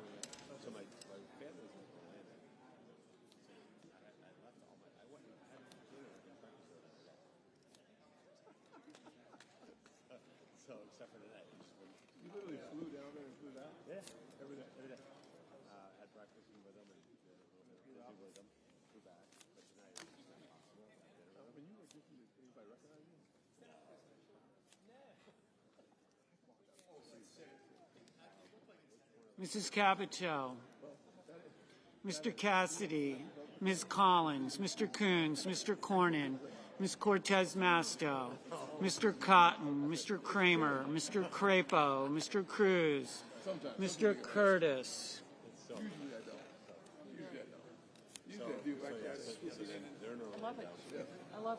Mr. Daines, Ms. Duckworth,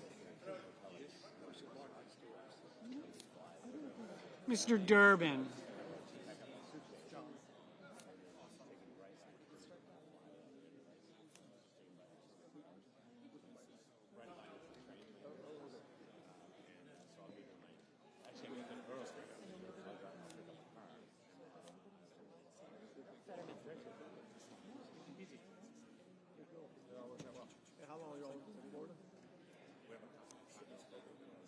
Ms. Ernst, Mr. Fetterman, Mrs. Fisher, Mr. Gallego, Mrs. Gillibrand, Mr. Graham, Mr. Grassley, Mr. Haggerty, Ms. Hassan, Mr. Hawley, Mr. Heinrich, Mr. Hickenlooper, Mr. Rono,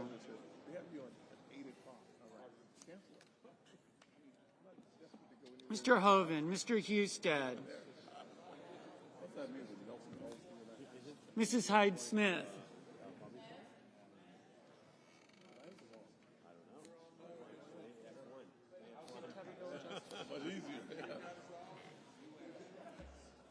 Mr. Johnson, Mr. Justice, Mr. Kane,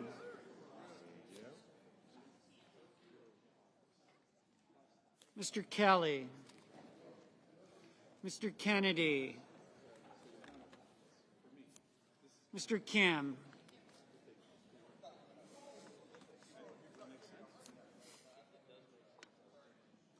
Mr. King,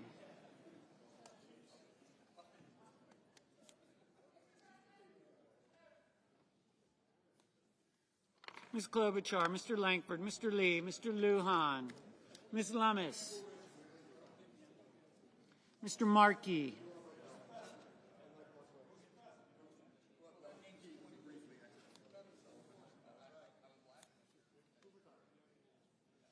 Mr. Marshall.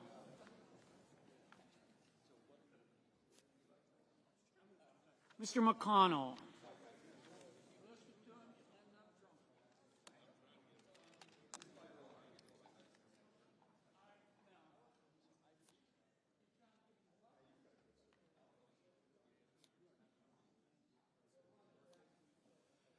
Mr. McCormick, Mr. Merkley, Mrs. Moody, Mr. Moran. Mr. Moreno. No.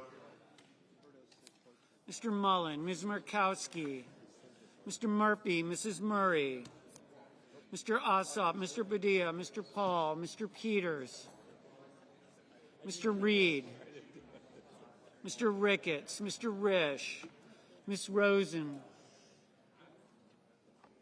Mr. Rounds, Mr. Sanders, Mr. Schatz, Mr. Schiff, Mr. Schmidt, Mr. Schumer, Mr. Scott of Florida, Mr. Scott of South Carolina, Mrs. Shaheen, Mr. Sheehy, Ms. Slotkin,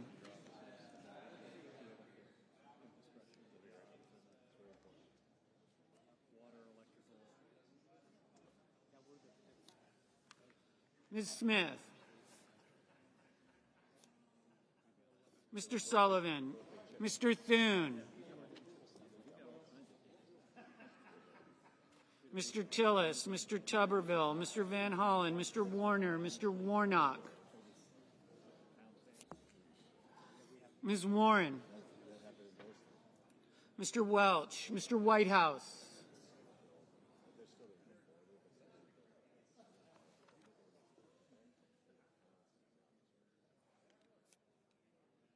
Mr. Wicker, Mr. Wyden, Mr. Young.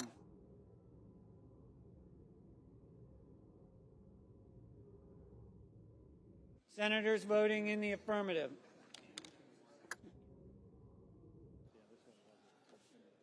Baldwin, Blumenthal, Blunt Rochester, Cantwell, Coons, Fetterman, Gallego, Hickenlooper, Kane, Kelly, Kim, King, Klobuchar, Lujan, Markey, Merkley, Murphy, Murray, Ossoff, Padilla, Reed, Rosen, Sanders, Smith, Van Hollen, Warner, Welch, Whitehouse, Wyden. Mr. Bennett, aye. Mr. Durbin, aye. Senators voting in the negative. Banks, Barrasso, Blackburn, Bozeman, Britt, Budd, Cassidy, Cornyn, Cotton, Kramer, Crapo, Cruz, Curtis, Daines, Ernst, Fisher, Graham, Grassley, Hawley, Hoven, Husted, Hyde-Smith, Johnson, Justice, Kennedy, Lankford, Lee, McConnell, McCormick, Moody, Moran, Moreno, Mullen, Murkowski, Paul, Ricketts, Rounds, Schmidt, Scott of Florida, Scott of South Carolina, Sheehy, Sullivan, Tillis, Tuberville, Wicker, Young. Ms. Lummis, no. Ms. Also Brooks, aye. Mr. Risch, no. Ms. Hirono, aye. Well, it wasn't all going to be in one place, but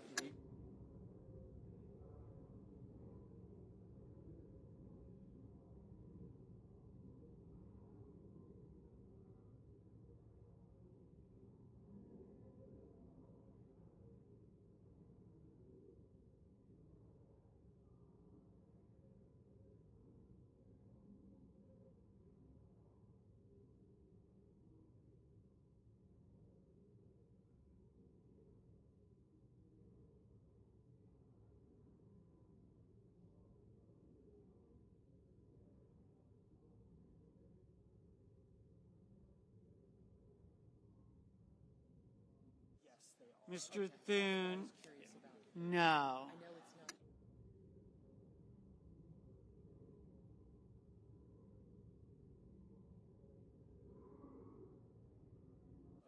Mr. Peters, aye. Mr. Booker, aye. Mr. Schumer, Aye. Mr. Heinrich. Mr. Heinrich. Aye. Mr. Schiff. Mr. Schiff. Aye.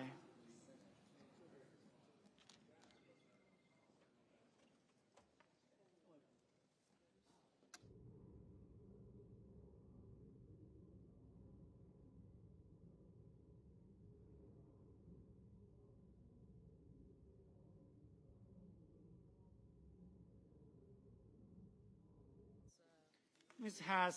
Hassan, aye. Mrs. Shaheen, Mrs. Shaheen, aye. It was the original.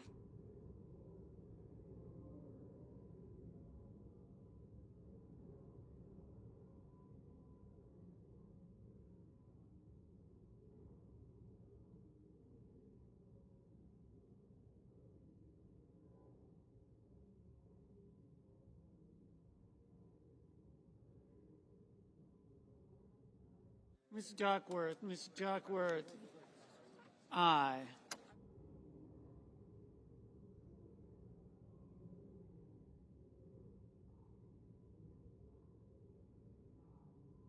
Mr. Schatz, aye.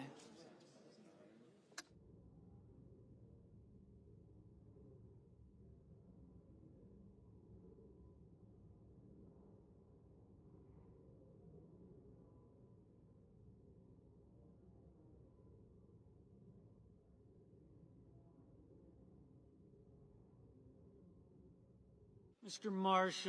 Marshall, no.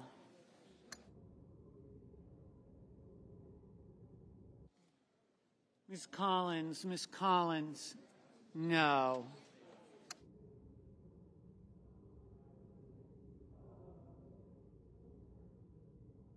Mr. Haggerty, no.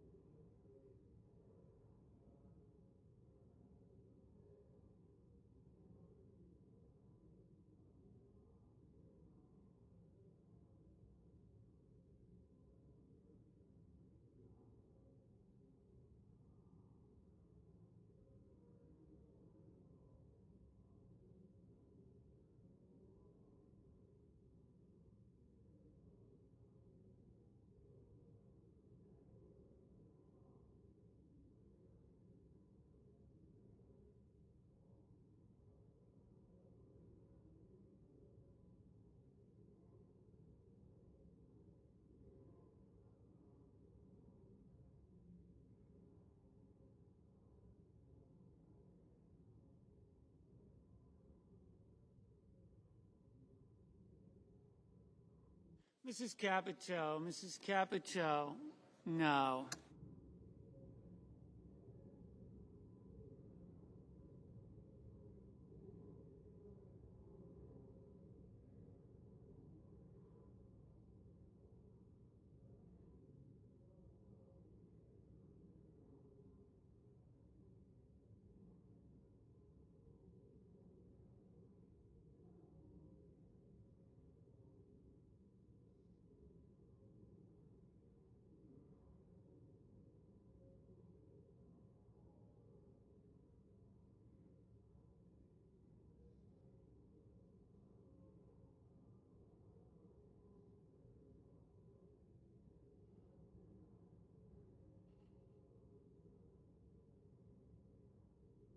Ms. Cortez Masto, aye. Ms. Warren, aye. Ms. Slotkin, aye.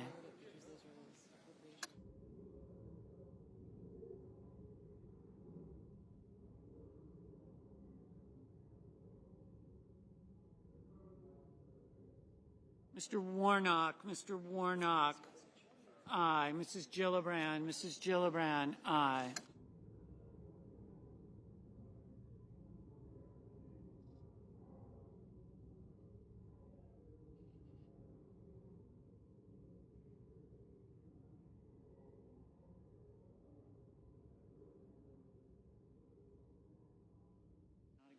On this vote, the yeas are 47, the nays are 53. The motion is not agreed to.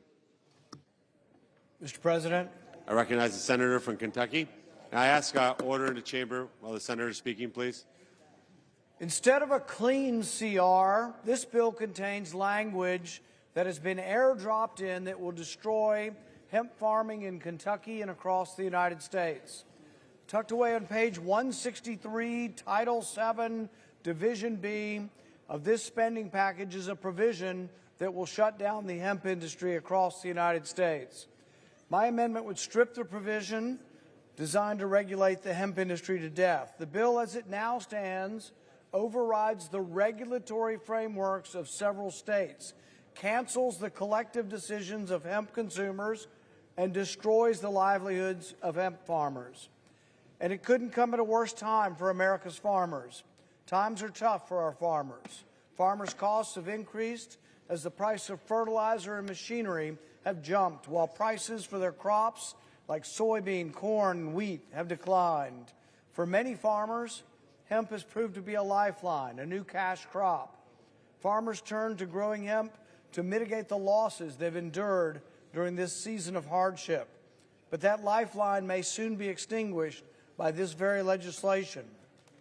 The effective hemp ban included in this spending package is a result, we are told, of bad actors skirting the legal limits by overly enhancing the concentration of THC in their products. The hemp industry, myself and others, have come together and we have been willing to negotiate to get rid of the bad actors. And yet, instead, we are met with legislation that would be prohibition. Members of the industry, myself and others who are advocates of this, have been willing to get rid of synthetic cannabinoids. We have been willing to compromise at every turn, but we're met with the numbers in this bill which will eradicate the hemp industry. For the last several weeks, we've offered proposals with the goal of creating an environment in which the hemp industry could thrive and sell products. And we've been met with those who want to prohibit the industry from continuing. This bill's per-serving THC content limit would make illegal any hemp product that contains more than 0.4 milligrams. That would be nearly 100% of the existing market. The numbers put forward in this bill will eliminate 100% of the hemp products in our country. That amounts to an effective ban because the limit is so low that the products intended to manage pain or anxiety will lose their effect. The states have done what they're supposed to. The states have instituted laws. 23 states have instituted laws on hemp. None of them have limits anywhere close to what is being proposed in this bill. So what will happen is most of the things that your states have regulated, are regulating, and have made legal will be made illegal by this bill. This bill will effectively preempt and nullify all state laws concerning hemp. Currently, Maine limits THC to 3 milligrams per serving. That will be overruled. My home state limits THC to 5 milligrams in beverages. That will be overruled. Minnesota, Utah, Louisiana also have 5 milligrams per serving. Alabama and Georgia have 10 milligrams. Tennessee has 15 milligrams. The bill before us nullifies all these state laws and makes the hemp industry kaput.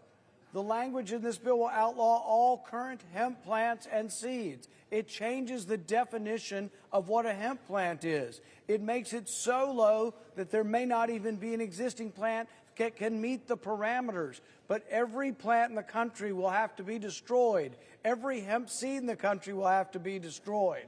This is the most thoughtless, ignorant proposal to an industry that I've seen in a long, long time. The states have made progress, and more progress was coming. Most states have age limits. To add insult to injury, we are given this legislation in an appropriation bills. We have Senate rules against this. So I would recommend that we vote for this amendment, and my amendment would strip out the language, and I would like to transfer the remainder of my time to Senator Merkley. Mr. President, thank you very much. Before I recognize the senator from Oregon, I know it's late, but if everybody could take their conversations off the floor and give the respect to the speaker, please. I really I ask my recognize the senator from Oregon. Thank you, Mr. President. I really ask my colleagues, particularly on this side, to hear me out on this. The senators from Kentucky and Oregon cooperated to create the first research on hemp. We cooperated to give the first opportunity to move research seeds across state lines. We cooperated and pushed to create hemp as a legitimate agricultural product. CBD derived from hemp has been approved by the FDA for treating seizures. It is a legal medicine. We would wipe out an industry that we have spent more than a decade creating. Now, the advocates for this language that's in the bill will tell you this won't affect CBD. Every expert I've consulted has said that is exactly wrong, that this will, in fact, wipe out 95 to 99% of the industry. My colleague from Kentucky is exactly right. We asked our farmers to engage in this research. We asked them to build this industry. We should protect it for CBD. I support my other colleague from Kentucky who doesn't want intoxicated products produced from hemp. But the definition that is in this bill does far more than that, and it has to be fixed. So for now, it needs to be stripped out. Please support Senator Paul's position. Mr. President. I recognize the senator from Kentucky. The language I helped secure in the Agriculture Appropriations Bill addresses a serious concern regarding the manufacturing and selling of unregulated, intoxicating THC products nationwide. I led the effort to legalize industrial hemp through the 2014 pilot program and the 2018 Farm Bill. Unfortunately, companies have exploited a loophole in the 2018 legislation by taking legal amounts of THC from hemp and turning it into intoxicating substances and then marketing it to children in candy-like packaging and selling it easily accessible places like gas stations and convenience stores all across our country. So children end up being the unknowing consuming of these poisonous products and being sent to the hospital at an alarming rate. My efforts to close the loophole and stop this from happening are included in this appropriations package. It will keep these dangerous products out of the hands of children while preserving the hemp industry for farmers. Industrial hemp and CBD will remain legal for industrial applications such as seed, stock, fiber, grain oil, or used in drug trials. This language merely classifies the original intent of the 2018 Farm Bill, rooting out the bad actors and protecting the growing hemp industry. While some may masquerade as advocates for hemp farmers, even sometimes threatening to hold up government funding over this issue, I'll continue to work on behalf of Kentucky's farmers while protecting our children, not only in my state, but in yours as well. I would urge my colleagues to do the same. Therefore, I move to table Senate Amendment 3941 and ask for the ayes and nays. Is there a sufficient second? There appears to be. The clerk will call the roll. Ms. Ossobrooks, Ms. Baldwin, Mr. Banks, Mr. Barrasso,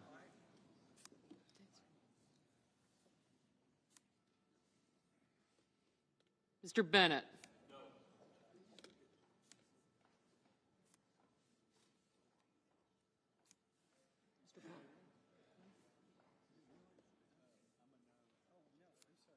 you're a no.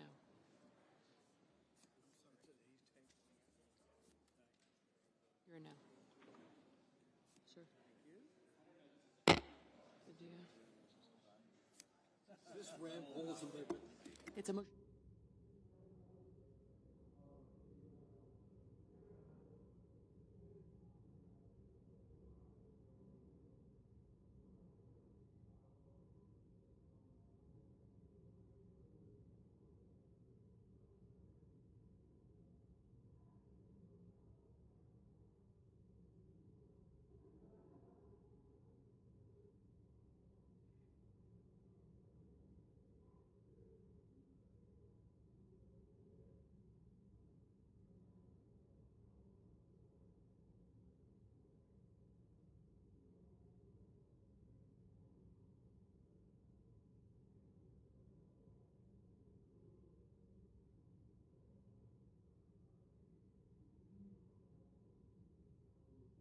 Mrs. Blackburn, Mr. Blumenthal, Ms. Blunt Rochester.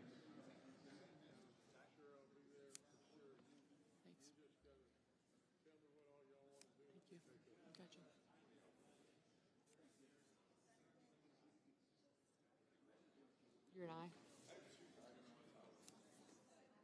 Mr. Booker.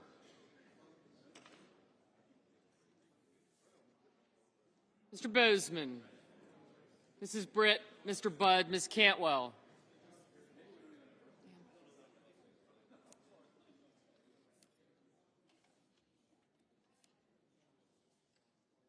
Mrs. Capito. Mr. Cassidy.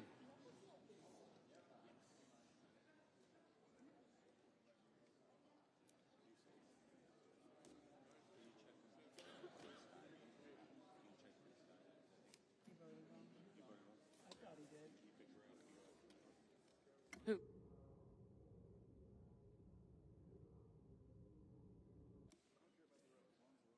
Yeah.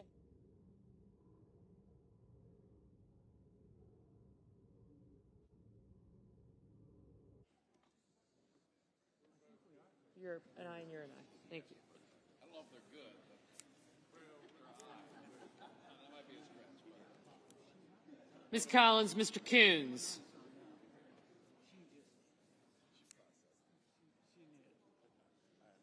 Mr. Cornyn. Ms. Cortez Masto. Mr. Cotton.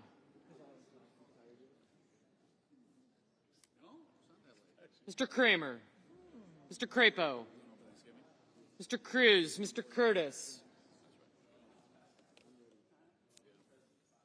Mr. Daines. Ms. Duckworth. Mr. Durbin.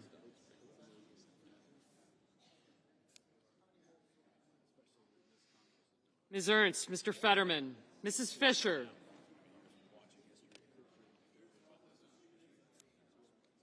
Mr. Gallego, Mrs. Gillibrand. Mr. Graham, Mr. Grassley. Mr. Haggerty. Ms. Hassan. Mr. Hawley, Mr. Heinrich. Mr. Hickenlooper.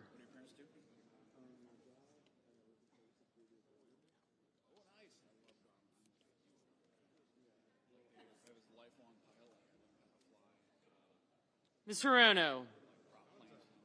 Mr. Hoven, Mr. Husted. Mrs. Hyde-Smith.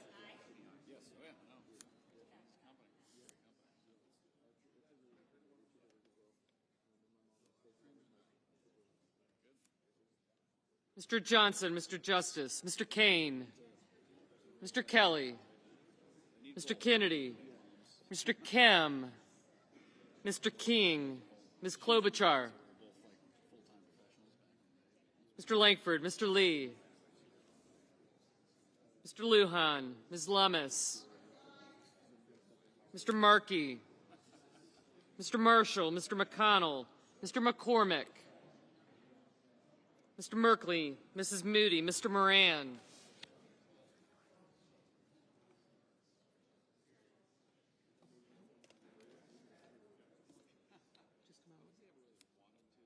sorry. Thanks. Mr. Marino. Aye.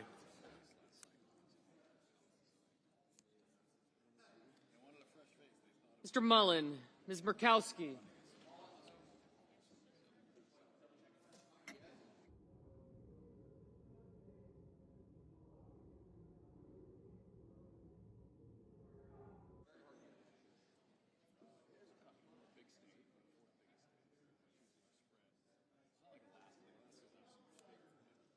Mr. Murphy, Mrs. Murray, Mr. Ossoff,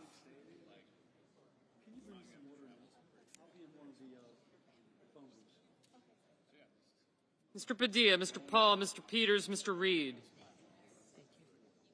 Thank you.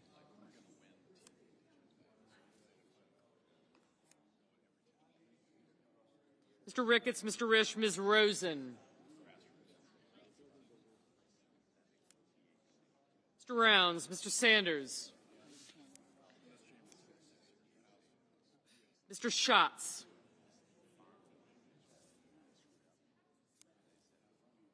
Mr. Schiff, Mr. Schmidt, Mr. Schumer. I have you.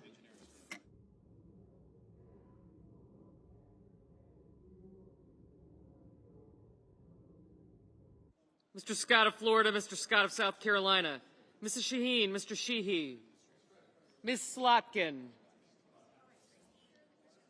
Ms. Smith, Mr. Sullivan, Mr. Thune, Mr. Tillis, Mr. Tuberville. You haven't voted.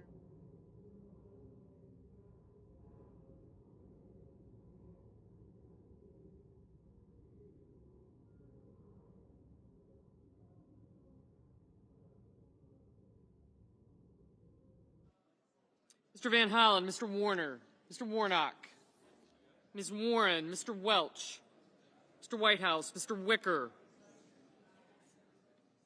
Mr. Wyden, Mr. Young.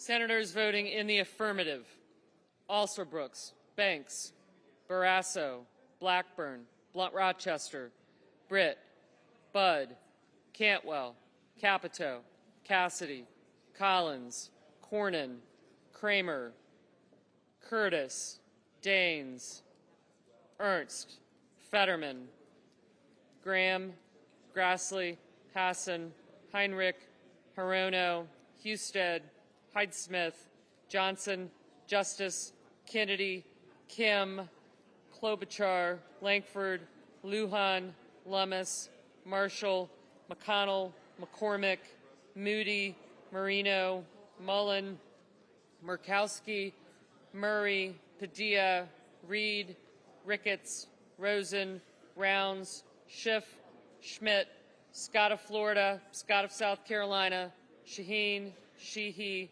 Smith, Sullivan, Thune, Tillis, Tuberville, Van Hollen, Whitehouse, and Young.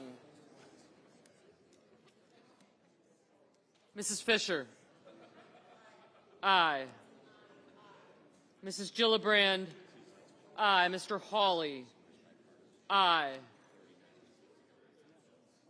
Senators voting in the negative: Baldwin, Bennett, Blumenthal, Booker, Cruz, Gallego, Hickenlooper, Hoven, Markey, Merkley, Hall, Peters, Sanders, Schumer, Welch, and Wyden.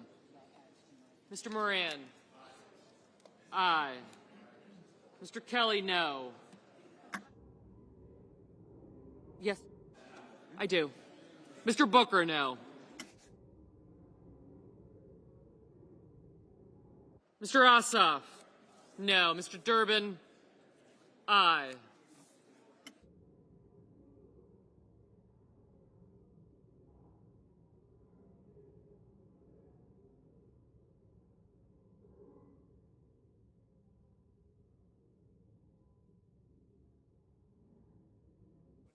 Mr. King, aye.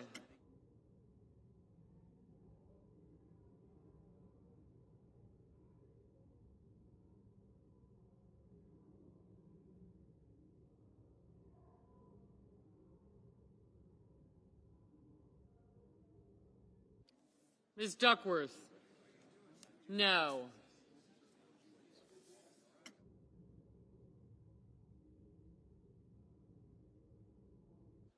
Mr. Risch, aye. Mr. Crapo, aye. Mr. Warner, aye.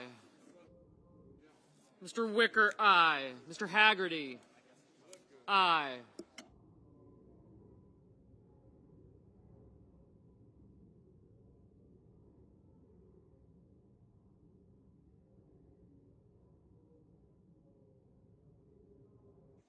Ms. Duckworth?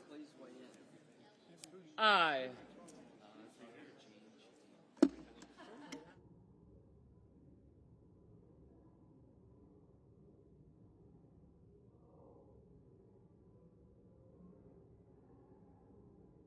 Mr. Hoven? Aye.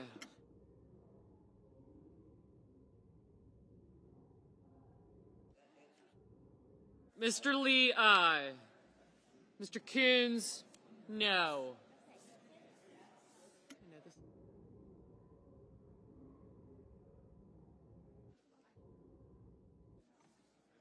Mr. Coons, aye. Mr. Schatz, no.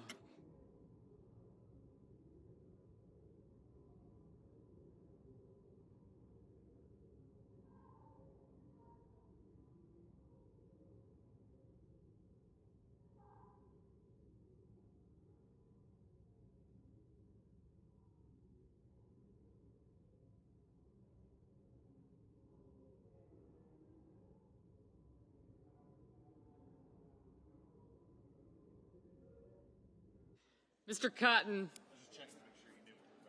aye.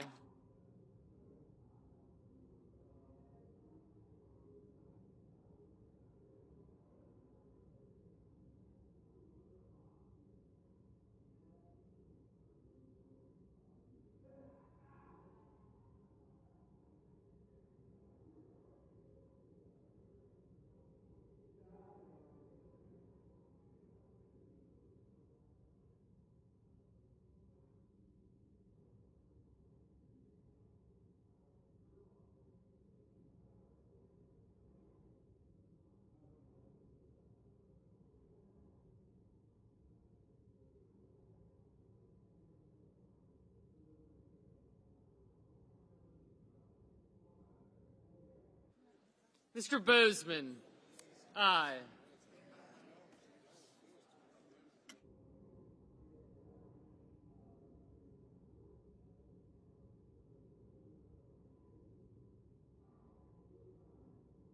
Mr. Kane, no.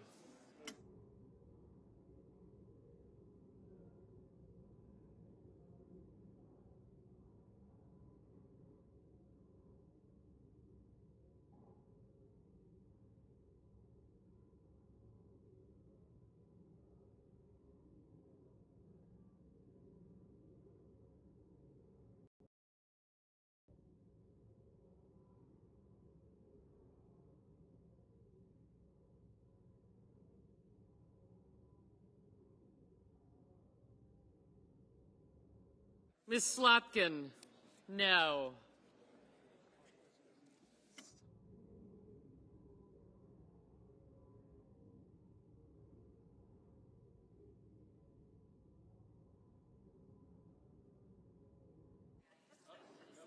Ms. Slotkin, aye. Ms. Cortez Masto, aye.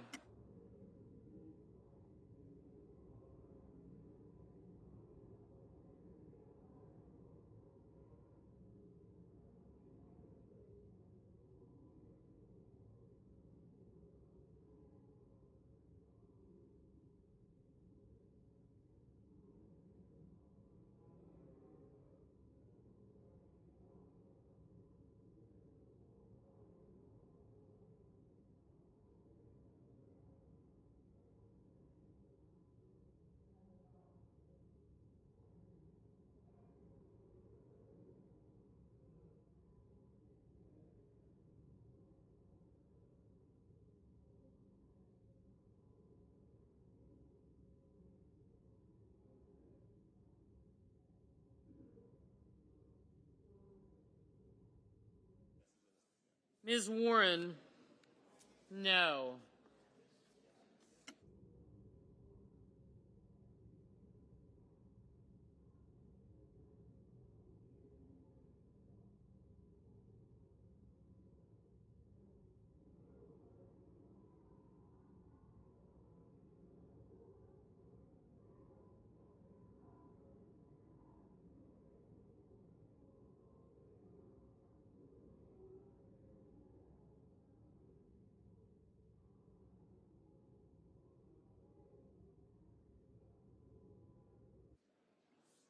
Mr. Murphy? No.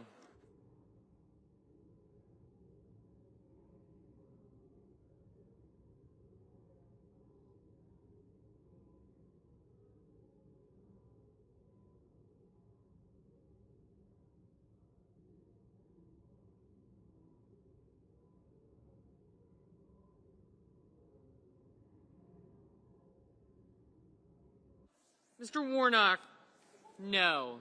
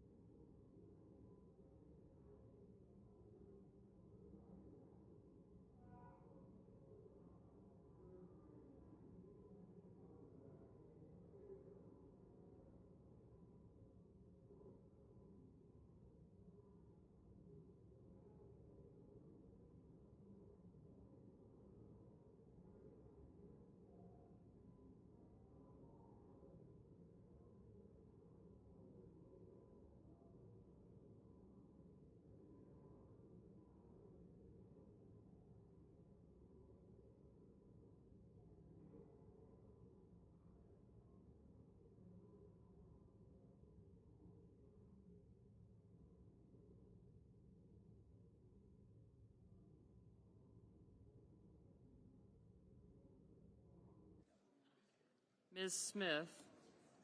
No. Ms. Klobuchar? No.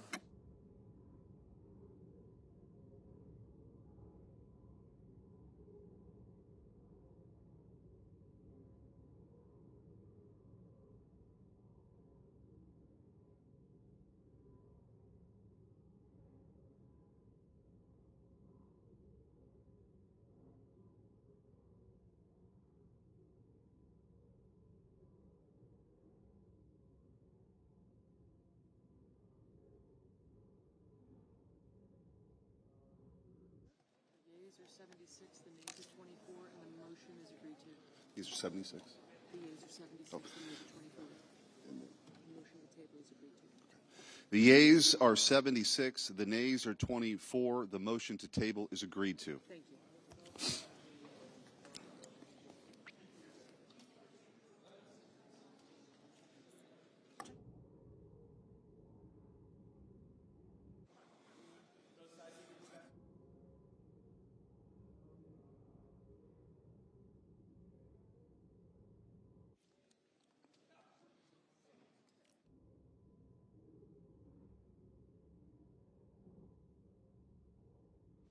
Mr. President, Senator from Maine, I yield back all remaining time.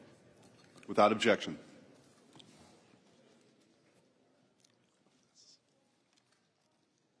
Just under the previous order, the clerk will report the motion to invoke cloture. Cloture motion. We, the undersigned senators, in accordance with the provisions of Rule 22 of the Standing Rules of the Senate, do hereby move to bring to a closed debate on Substitute Amendment 3937 to Calendar 168, H.R. 5371, an act making continuing appropriations and extensions for fiscal year 2026 and for other purposes, signed by 17 senators.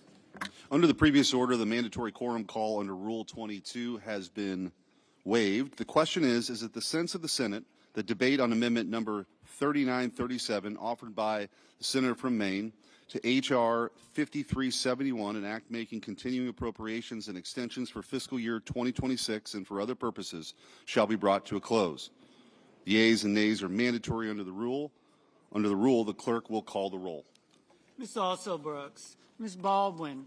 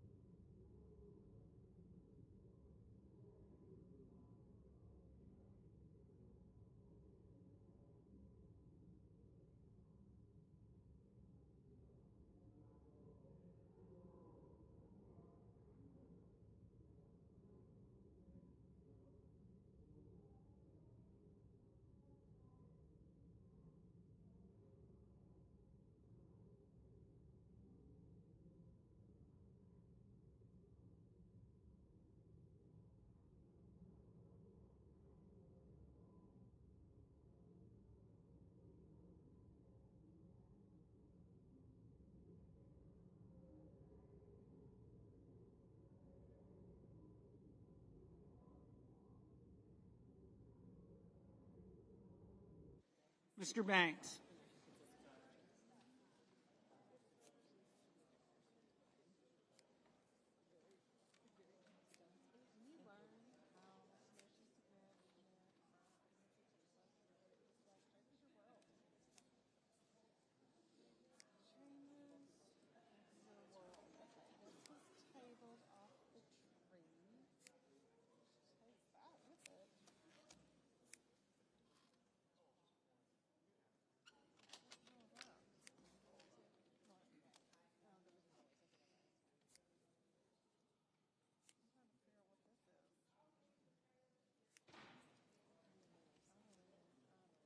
Mr. Barrasso. Mr. Bennett. Mrs. Blackburn.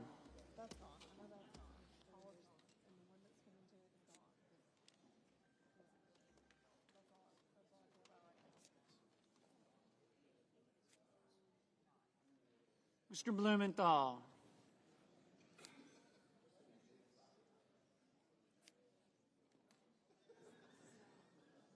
Ms. Blunt Rochester.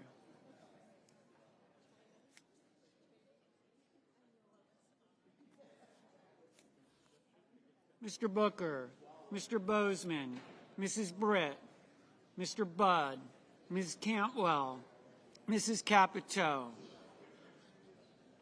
Mr. Cassidy, Ms. Collins, Mr. Coons, Mr. Cornyn, Ms. Cortez Masto,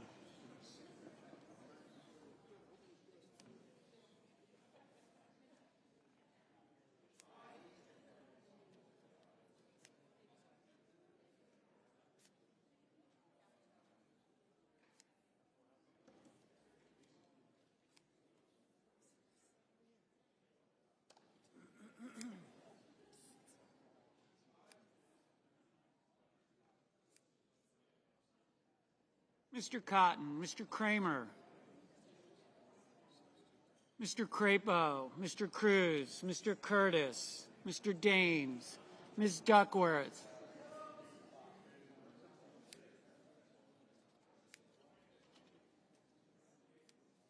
Mr. Durbin, Ms. Ernst,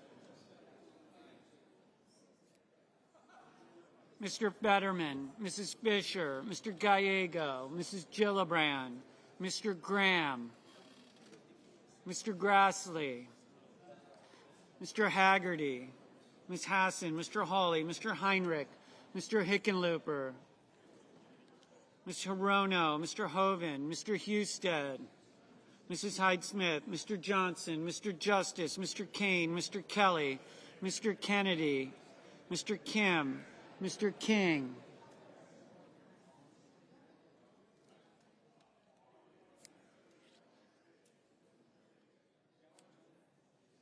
Ms. Klobuchar, Mr. Langford, Mr. Lee,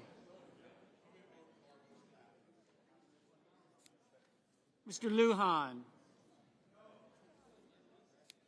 Ms. Lummis, Mr. Markey, Mr. Marshall, Mr. McConnell, Mr. McCormick, Mr. Merkley, Mrs. Moody, Mr. Moran,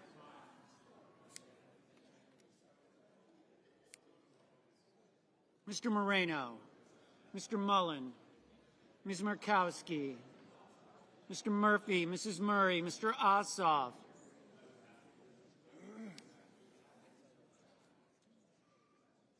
Mr. Padilla,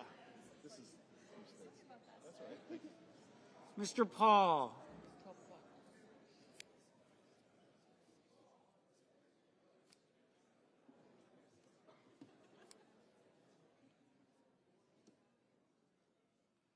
Mr. Peters, Mr. Reed, Mr. Ricketts, Mr. Risch, Ms. Rosen,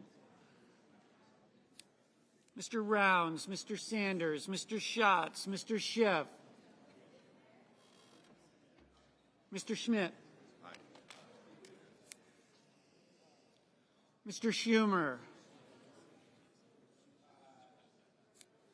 Mr. Scott of Florida, Mr. Scott of South Carolina, Mrs. Shaheen, Mr. Sheehy, Ms. Slotkin, Mr. Sullivan, Mr. Thune, Mr. Tillis, Mr. Tuberville, Mr. Van Hollen, Mr. Warner, Mr. Warnock, Ms. Warren, Mr. Welch, Mr. Whitehouse, Mr. Wicker, Mr. Wyden, Mr. Young,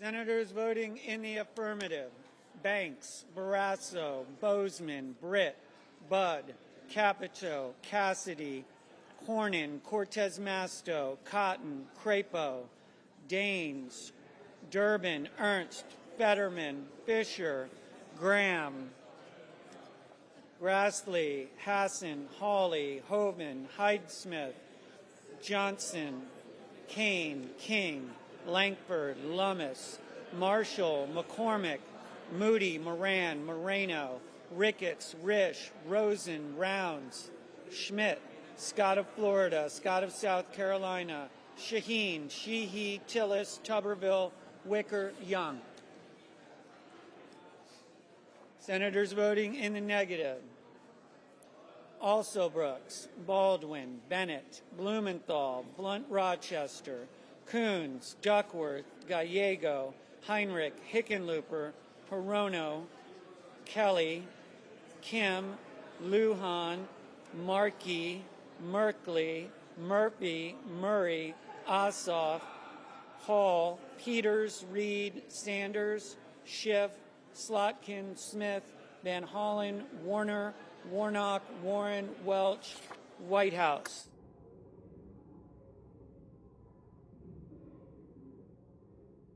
Mr. Curtis, aye.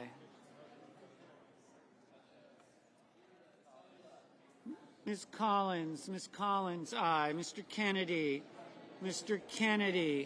aye.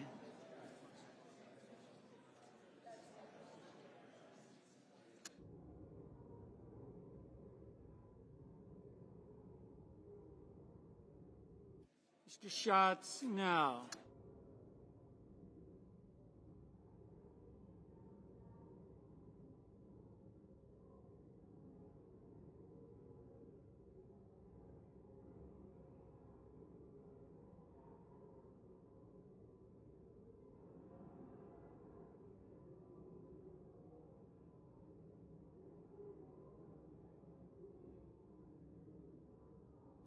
Mrs. Blackburn, aye. Ms. Cantwell, no.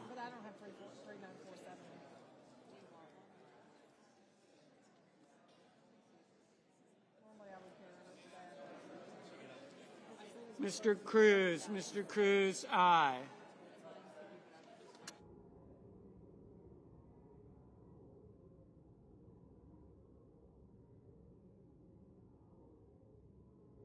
Mr. Booker, no.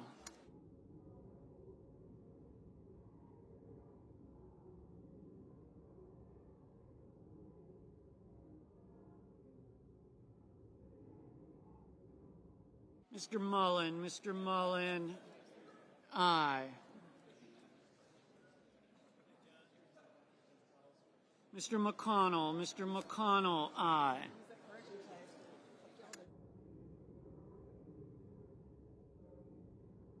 Mr. Husted, aye.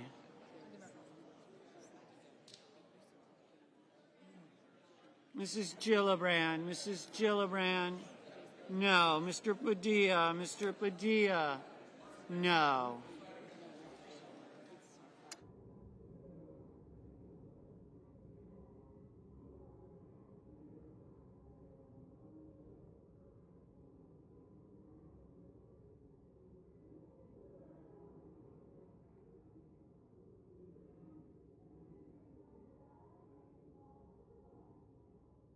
Mr.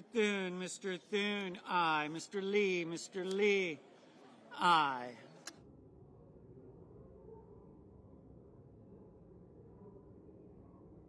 Mr. Schumer, no. Mr. Haggerty, aye. Mr. Wyden, no. Ms. Murkowski, aye. Mr. Kramer, aye.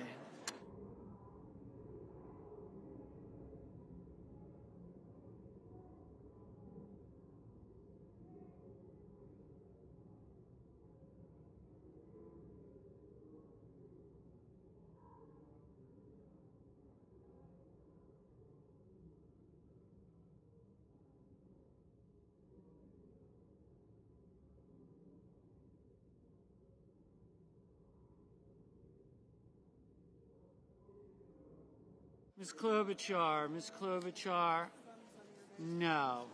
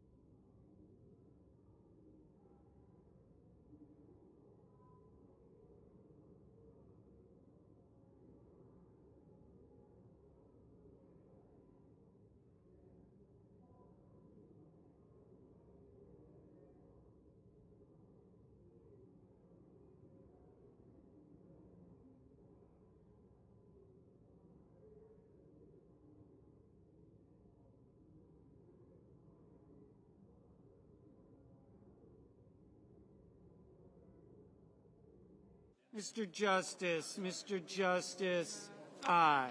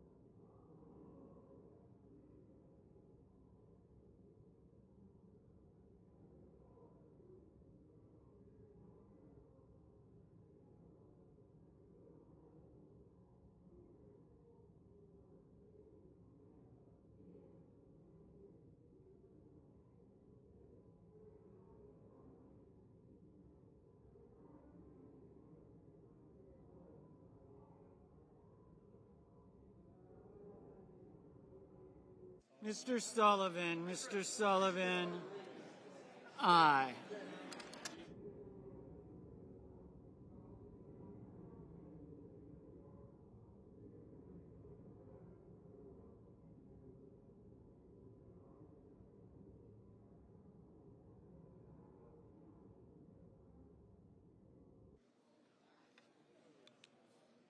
On this vote, the yeas are 60 and the nays are 40. 3/5 of the senators duly chosen and sworn have voted in the affirmative. The motion is agreed to. Cloture having been invoked, the motion to commit and the amendments pending thereto fall. Under the previous order, the pending amendments, other than the substitute amendment number 3937, are withdrawn and all post-cloture time is expired. The question occurs on the substitute amendment. Mr. President, I yield back all. Mr. President, yield back all debate time. Without objection.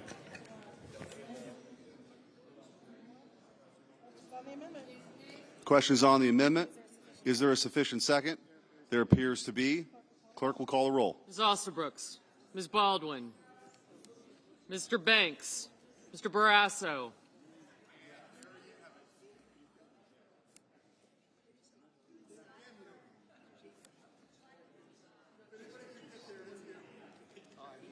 Mr. Bennett, Mr. Blumenthal,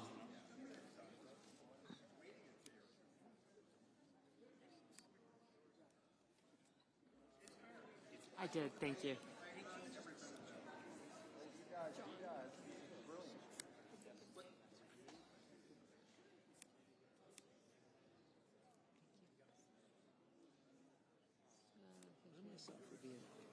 Thank you.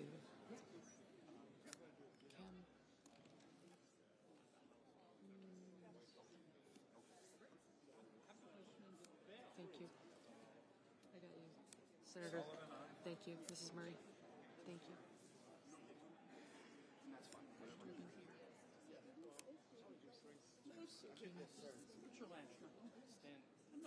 Sheehy, McCormick. Your dad's a great guy. Yes, sir, he is. You ought, not every week, but every now and then you ought to listen to him. I try to. You don't always have to now. You ought to listen to him. He knows stuff. Yes, sir. Tell him how that happened. Yes, sir. Thank you.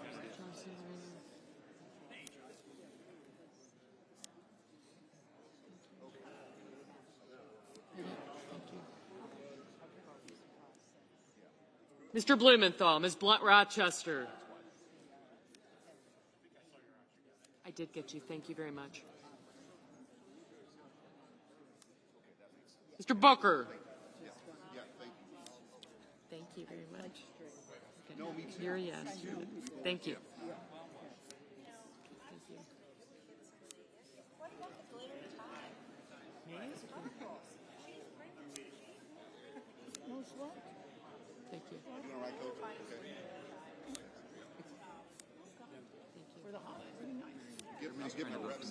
Who? Fetterman was trying to vote for more a minute ago. Oh, tell him I've got him. I think the hard lifting is done. Thank you. Thank you. Thank you.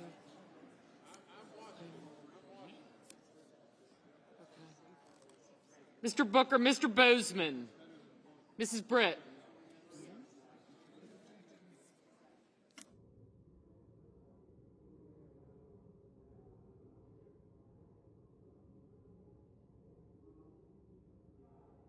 Mr. Budd, Ms. Cantwell,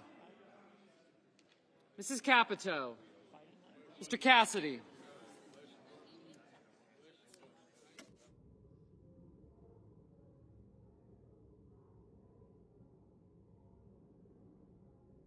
Ms. Collins, Mr. Coons, Mr. Cornyn, Ms. Cortez Masto.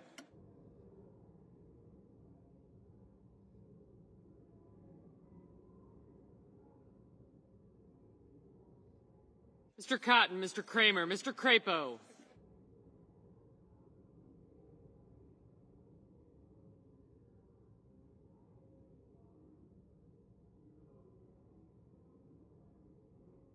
Mr. Cruz, Mr. Curtis, Mr. Daines, Ms. Duckworth, Mr. Durbin.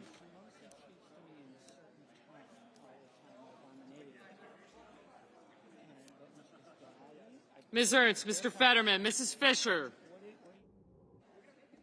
Mr. Gallego. Mrs. Gillibrand. Mr. Graham, Mr. Grassley.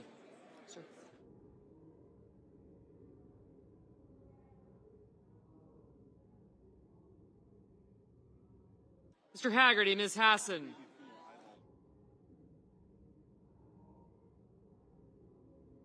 Mr. Hawley. Mr. Heinrich, Mr. Hickenlooper, Ms. Hirono. Mr. Hoven. Mr. Husted, Mrs. Hyde-Smith, Mr. Johnson, Mr. Justice. Mr. Kane. Mr. Kelly, Mr. Kennedy, Mr. Kim. Mr. King, Ms. Klobuchar.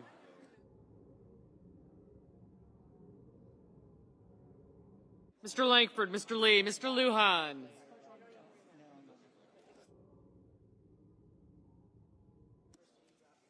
Ms. Lummis, Mr. Markey.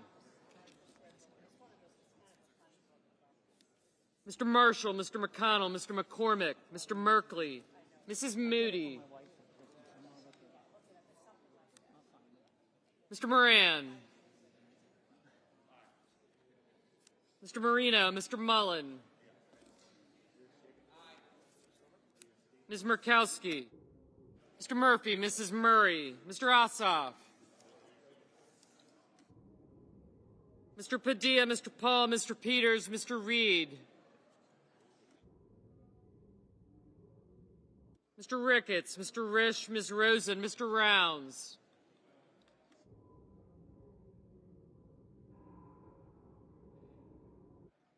Mr. Sanders, Mr. Schatz. Mr. Schiff, Mr. Schmidt.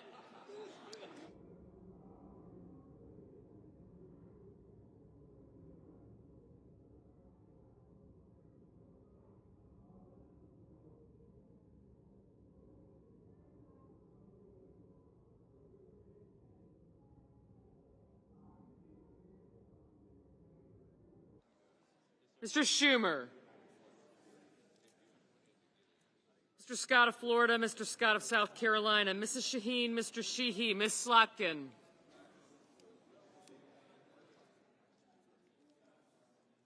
Ms. Smith, Mr. Sullivan. Mr. Thune, Mr. Tillis, Mr. Tuberville, Mr. Van Hollen, Mr. Warner, Mr. Warnock. Ms. Warren.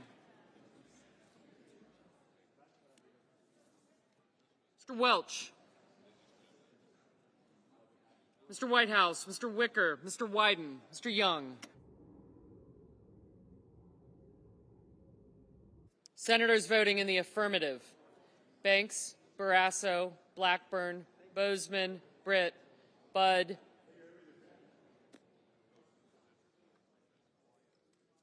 Capito, Collins, Cornyn, Cotton, Kramer, Crapo, Cruz, Curtis, Daines, Durbin, Ernst, Fetterman, Fisher, Graham, Grassley, Haggerty, Hassan, Hawley, Hoven, Husted, Hyde-Smith, Johnson, Justice, Kane, Kennedy, King, Lankford, Lee, Lummis, Marshall, McConnell, McCormick, Moody, Moran, Marino, Mullen, Murkowski, Ricketts, Risch, Rosen, Rounds, Schmidt, Scott of Florida, Scott of South Carolina, Shaheen, Sheehy, Sullivan, Thune, Tillis, Tuberville, Wicker, and Young. Senators voting. Yep. Thank you. Senators voting in the negative: Alsobrooks, Baldwin, Bennett, Blunt Rochester, Cantwell, Coons, Duckworth, Gallego, Gillibrand, Heinrich, Hickenlooper, Kelly, Kim, Lujan, Markey, Merkley, Murphy, Murray, Padilla, Paul, Peters, Reed, Sanders, Schiff, Smith, Van Hollen, Warner, Welch, Whitehouse, and Wyden.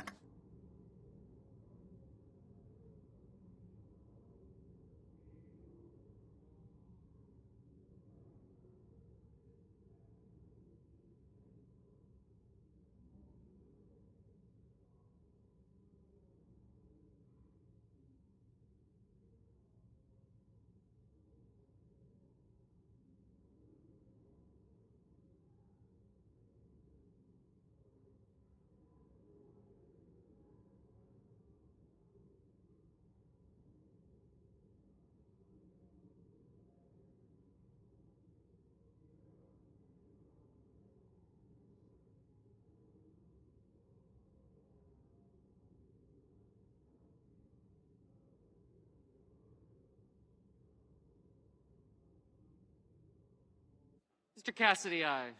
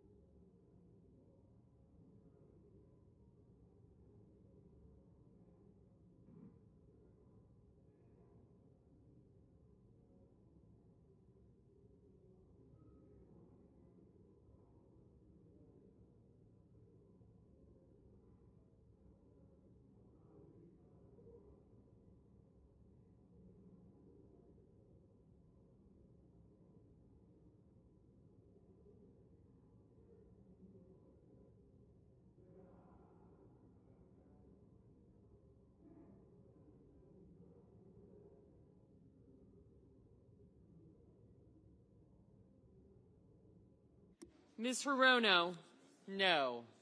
Mr. Booker, no.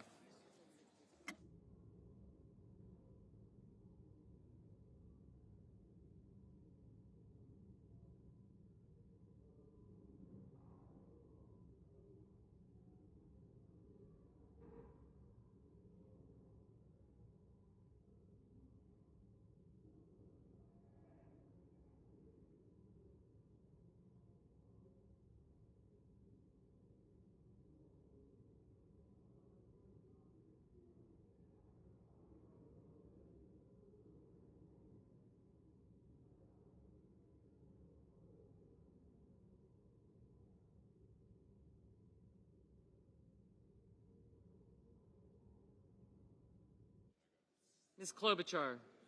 No.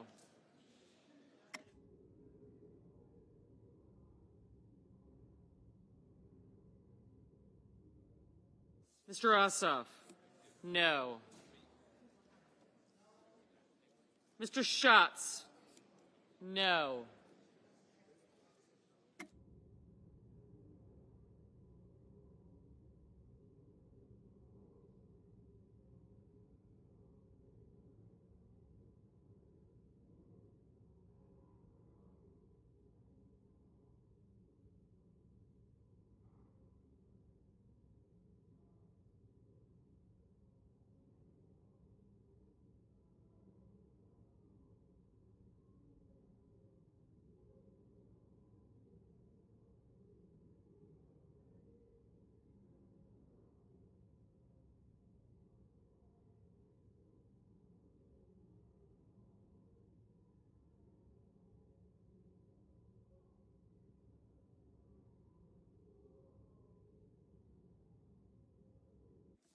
Ms. Slotkin?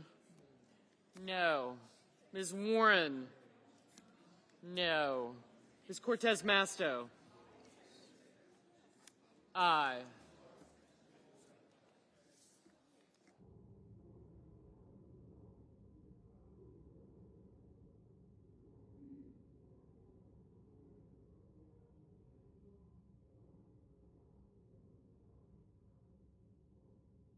Mr. Schumer? No.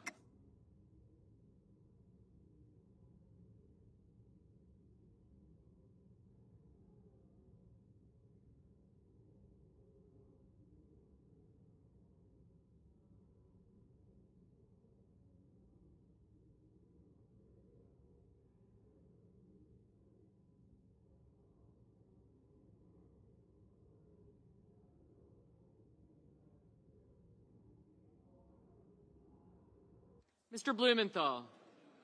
No.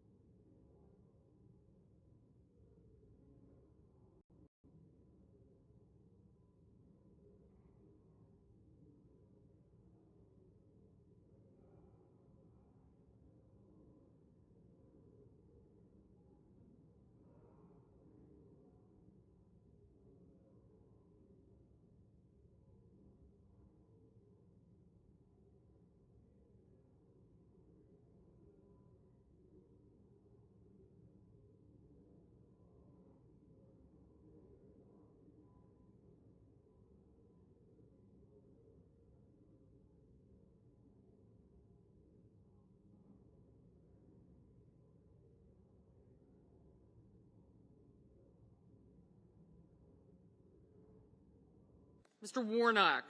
No.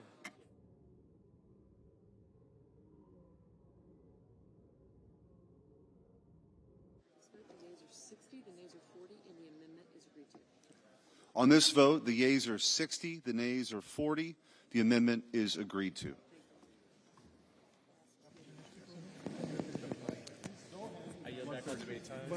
Mr. President. Senator from Wyoming. I yield back all debate time. Without objection. The clerk will report the motion to invoke cloture. Cloture motion. We, the undersigned senators, in accordance with the provisions of Rule 22 of the Standing Rules of the Senate, do hereby move to bring to a closed debate on Calendar 168, H.R. 5371, an act making continuing appropriations and extensions for fiscal year 2026 and for other purposes, as amended, signed by 17 senators. Under the previous order, the mandatory quorum call under Rule 22 has been waived. The question is it the sense of the Senate that debate on H.R. 5371, an act making continuing appropriations and extension for fiscal year 2026 and for other purposes, shall be brought to a close? The yeas and nays are mandatory under the rule. The clerk will call the roll. Ms. Also Brooks.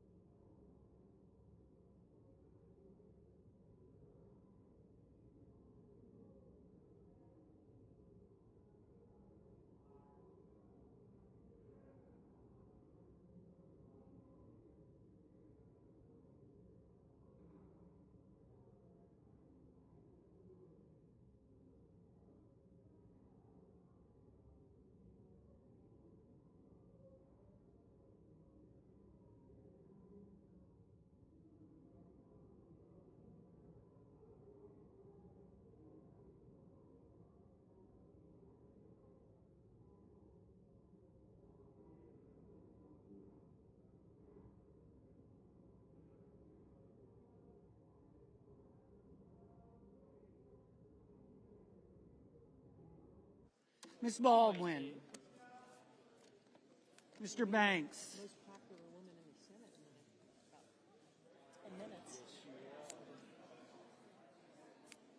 Mr. Barrasso, Mr. Bennett, Mrs. Blackburn, Mr. Blumenthal, Ms. Blunt Rochester, Mr. Booker, Mr. Bozeman,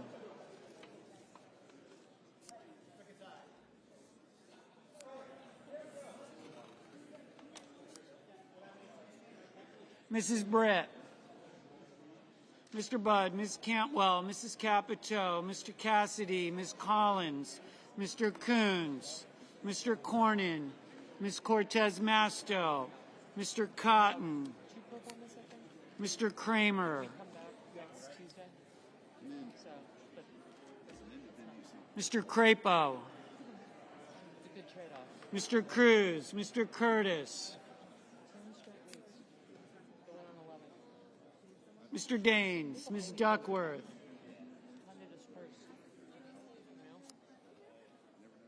Mr. Durbin,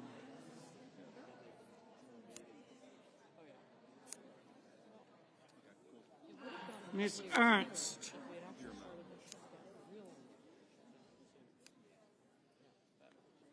Mr. Betterman,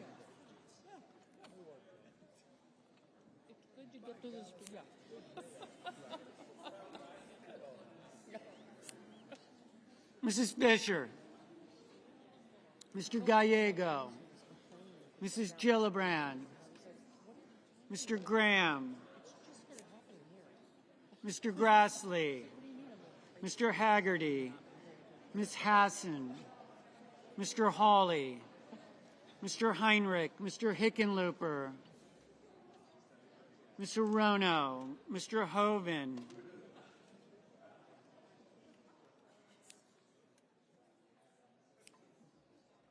Mr. Husted, Mrs. Hyde-Smith, Mr. Johnson, Mr. Justice, Mr. Kane, Mr. Kelly, Mr. Kennedy, Mr. Kim, Mr. King, Ms. Klobuchar, Mr. Langford, Mr. Lee, Mr. Lujan, Ms. Lummis, Mr. Markey, Mr. Marshall, Mr. McConnell, Mr. McCormick, Mr. Merkley, Mrs. Moody, Mr. Moran, Mr. Moreno, Mr. Mullen, Ms. Murkowski, Mr. Murphy, Mrs. Murray, Mr. Oss,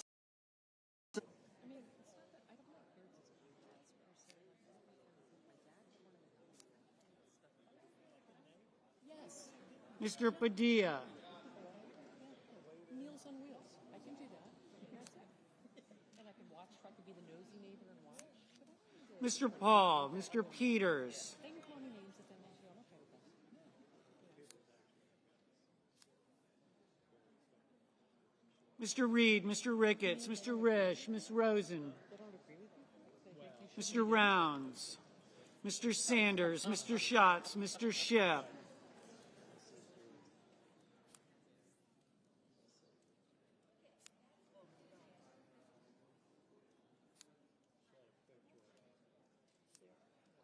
Mr. Schmidt, Mr. Schumer, Mr. Scott of Florida, Mr. Scott of South Carolina, Mrs. Shaheen, Mr. Sheehy, Ms. Slotkin, Ms. Smith, Mr. Sullivan, Mr. Thune,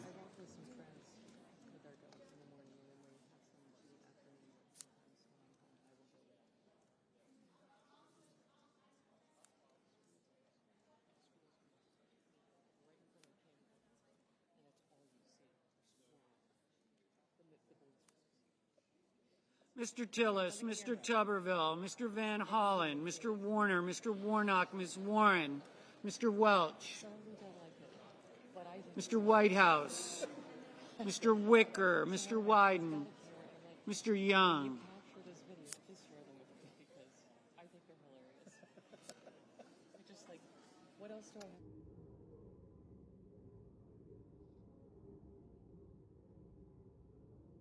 Senators voting in the affirmative: Banks, Barrasso, Blackburn, Bozeman, Budd, Capito, Cassidy, Cornyn, Cortez Masto, Cotton, Kramer, Curtis, Daines, Ernst, Fetterman, Haggerty, Hassan, Hovind, Husted, Hyde-Smith, Johnson, Justice, Kane, Kennedy, King, Lee, Marshall, McCormick, Moran, Moreno, Mullen, Murkowski, Ricketts, Risch, Rounds, Schmidt, Scott of Florida, Scott of South Carolina, Shaheen, Sheehy, Sullivan, Tillis, Tuberville, Wicker, Young. Mrs. Moody, aye. Mrs. Fisher, aye. Mr. Crapo, aye. Mr. Graham, aye. Senators voting in the negative: Also Brooks, Baldwin, Bennett, Blumenthal, Blunt Rochester, Booker, Cantwell, Coons, Gillibrand, Heinrich, Hickenlooper, Hirono, Kelly, Kim, Markey, Merkley, Murphy, Murray, Ossoff, Paul, Reed, Sanders, Schiff, Schumer, Slotkin, Smith, Van Hollen, Warner, Warnock, Warren, Wyden.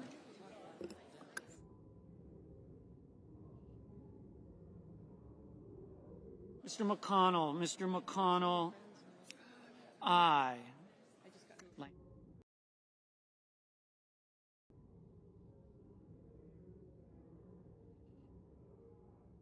Mr.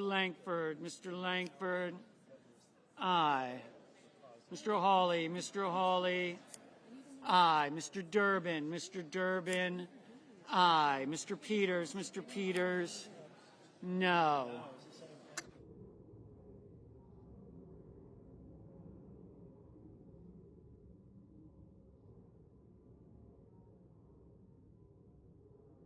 Mr. Cruz, aye. Mr. Thune, aye. Ms. Lummis, aye. Mrs. Brett, aye.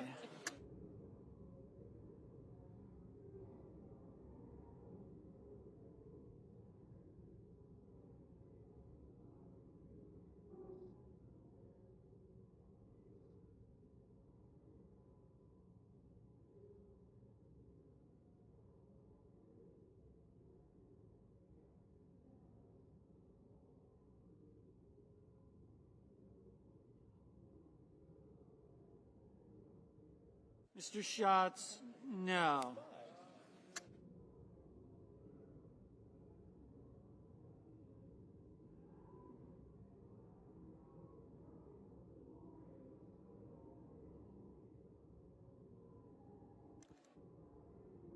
Ms. Collins,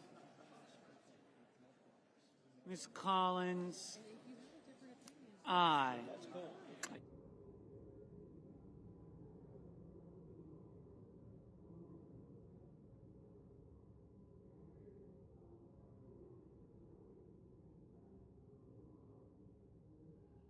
Mr. Whitehouse, no.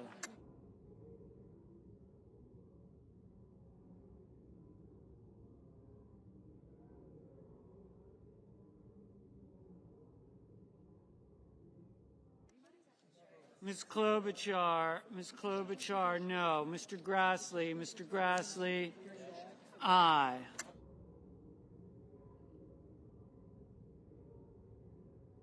Mr. Gallego, no. Mr. Padilla, no.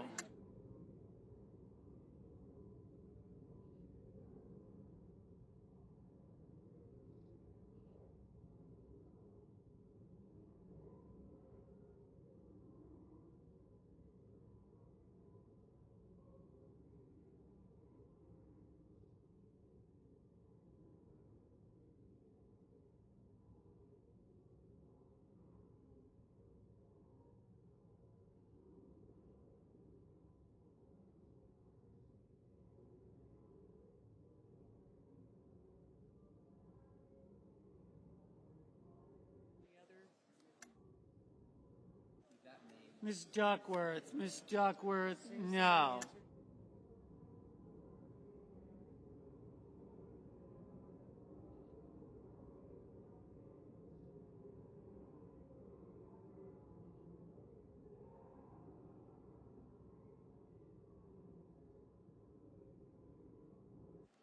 Mr. Welch. Mr. Welch, no.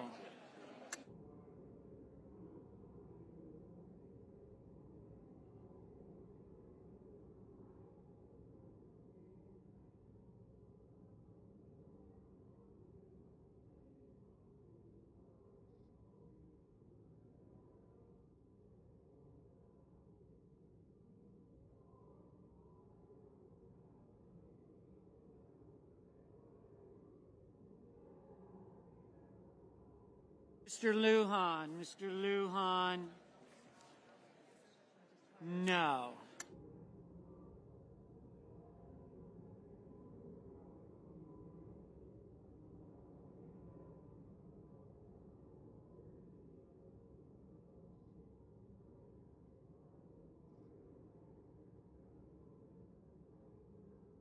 Ms. Rosen. Ms. Rosen, aye.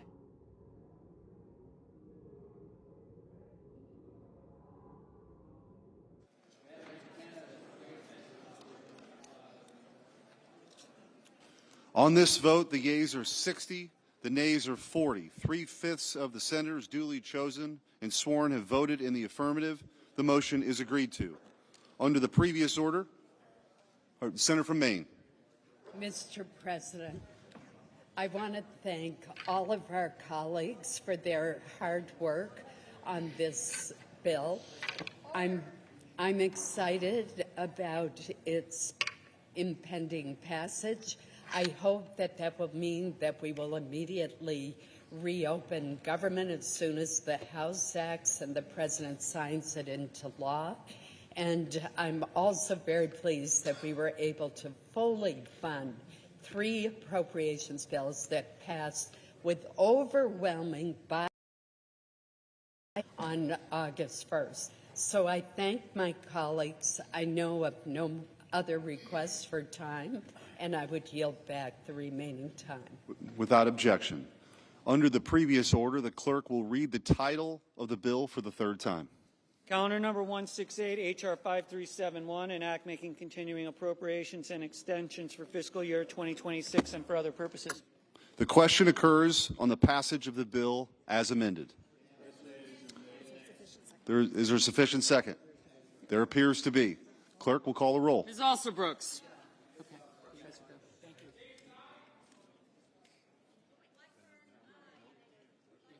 Thank you. Thank you. You got it. White House, no. Thank you. Thank you. Yes. Thank you. McCormick. Yes, ma'am. Thank you. Thank you. Ms. Baldwin. Sure enough, not delayed. I got you. I got you. Thanks. Bye-bye. All right. Take care.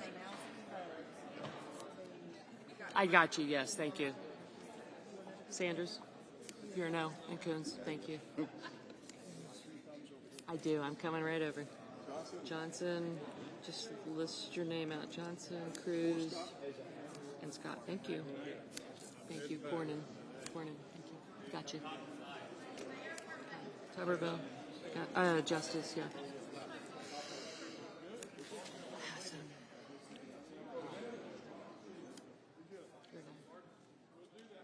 You're an aye. Thank you. You're an aye. Thank you. Thank you. Thank you. Thanks. Thank you.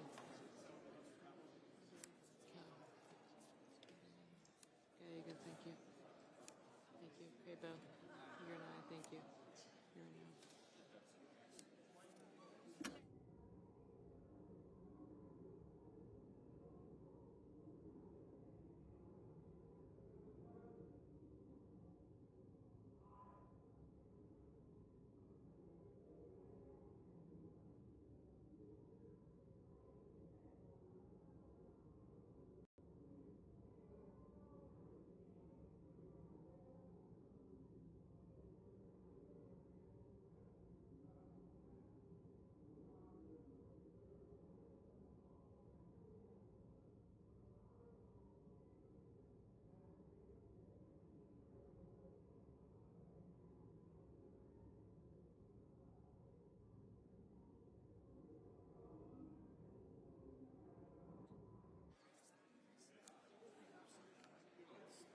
Mr. Bennett, Mrs. Blackburn, Mr. Blumenthal.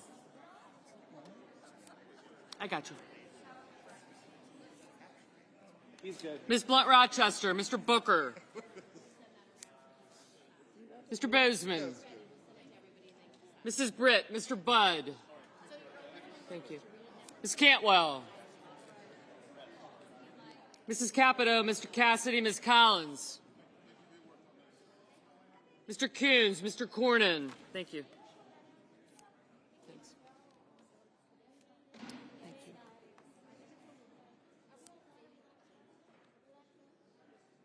you. Mr. Coons, Mr. Cornyn, Ms. Cortez Masto. Mr. Cotton. Mr. Kramer. Thank you. Thank you. Thank you. Mr. Crapo, Mr. Cruz, Mr. Curtis, Mr. Daines. Thank you. Yes, I do. Thank you. Ms. Duckworth, Mr. Durbin, Ms. Ernst, Mr. Fetterman. Mrs. Fisher, Mr. Gallego, Mrs. Gillibrand, Mr. Graham, Mr. Grassley. Mr. Haggerty. Thank you. I will. Ms. Hassan, Mr. Hawley, Mr. Heinrich, Mr. Hickenlooper, Ms. Verona, Mr. Hoven,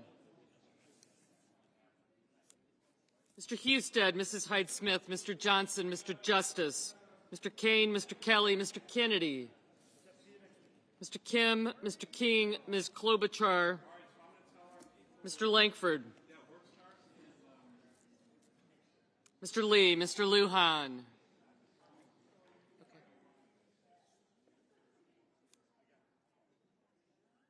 Ms. Lummis. Mr. Markey. Here now.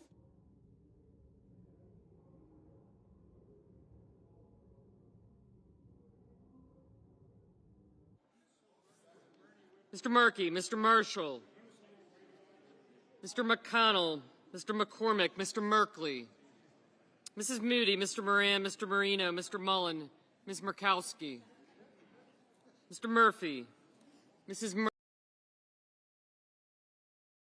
Mr. Peters, Mr. Reed, Mr. Ricketts, Mr. Risch, Ms. Rosen, Mr. Rounds, Mr. Sanders, Mr. Schatz, Mr. Schiff, Mr. Schmidt, Mr. Schumer, Mr. Scott of Florida, Mr. Scott of South Carolina, Mrs. Shaheen, Mr. Sheehy, Ms. Slotkin, Ms. Smith, Mr. Sullivan, Mr. Thune. Yep. Mr. Tillis, Mr. Tuberville, Mr. Van Hollen, Mr. Warner, Mr. Warnock. Thank you. Ms. Warren. Mr. Welch, Mr. Whitehouse. Mr. Wicker, Mr. Wyden.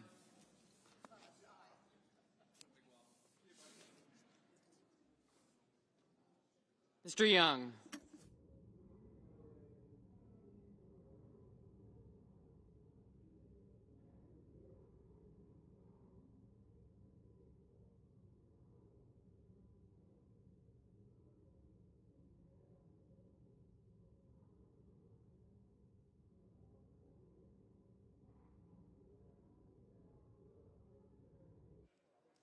Senators voting in the affirmative: Banks, Barrasso, Blackburn, Bozeman, Britt, Budd, Capito, Cassidy, Collins, Cornyn, Cotton, Kramer, Crapo, Cruz, Curtis, Daines, Durbin, Ernst, Fetterman, Fisher, Graham, Grassley, Haggerty, Hassan, Hawley, Hoven, Husted, Hyde-Smith, Johnson, Justice, Kane, Kennedy, King, Lee, Lummis, McConnell, McCormick, Moody, Moran, Marino, Mullen, Ricketts, Risch, Rosen, Rounds, Schmidt, Scott of Florida, Scott of South Carolina, Shaheen, Sheehy, Sullivan, Thune, Tillis, Tuberville, Wicker, and Young. I got it. Yep.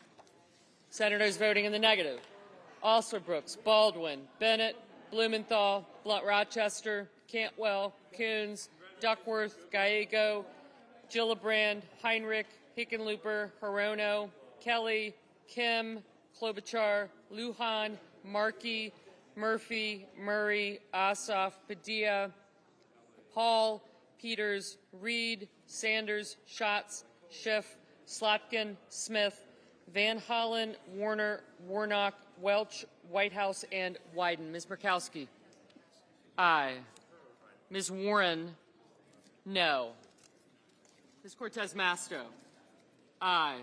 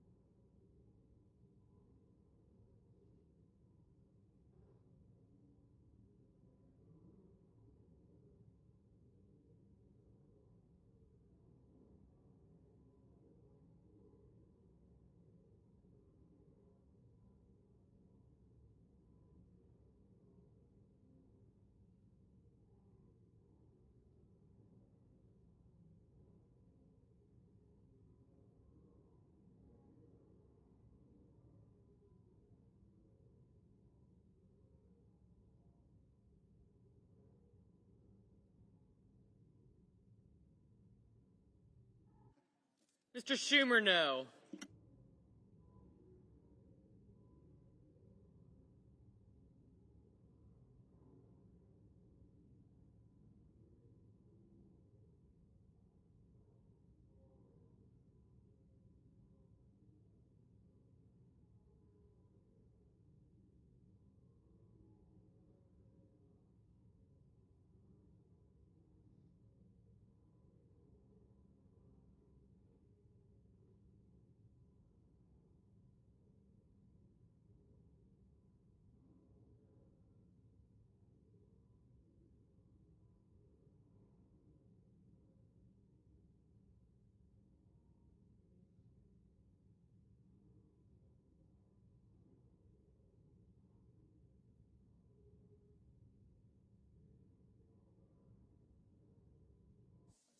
Mr. Langford, aye.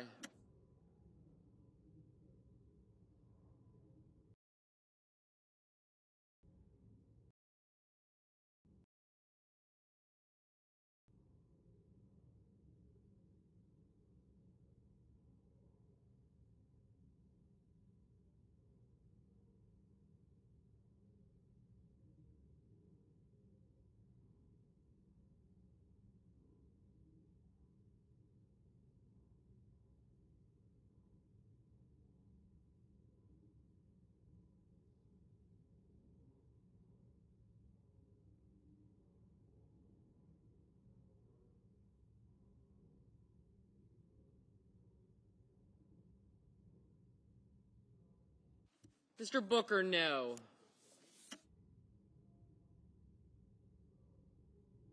Just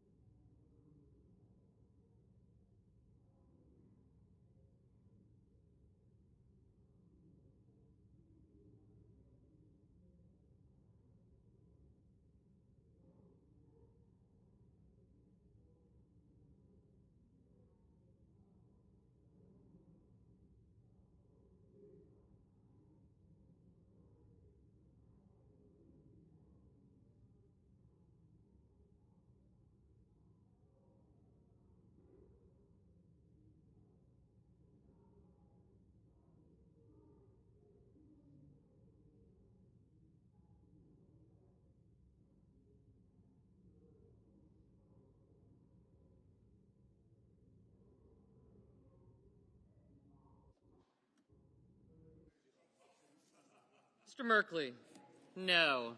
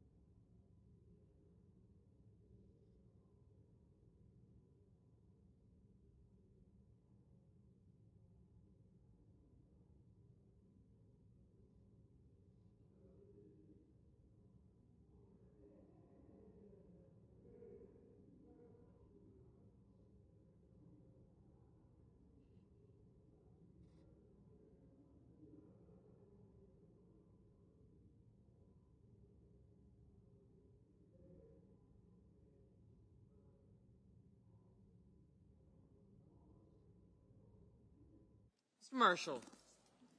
Aye.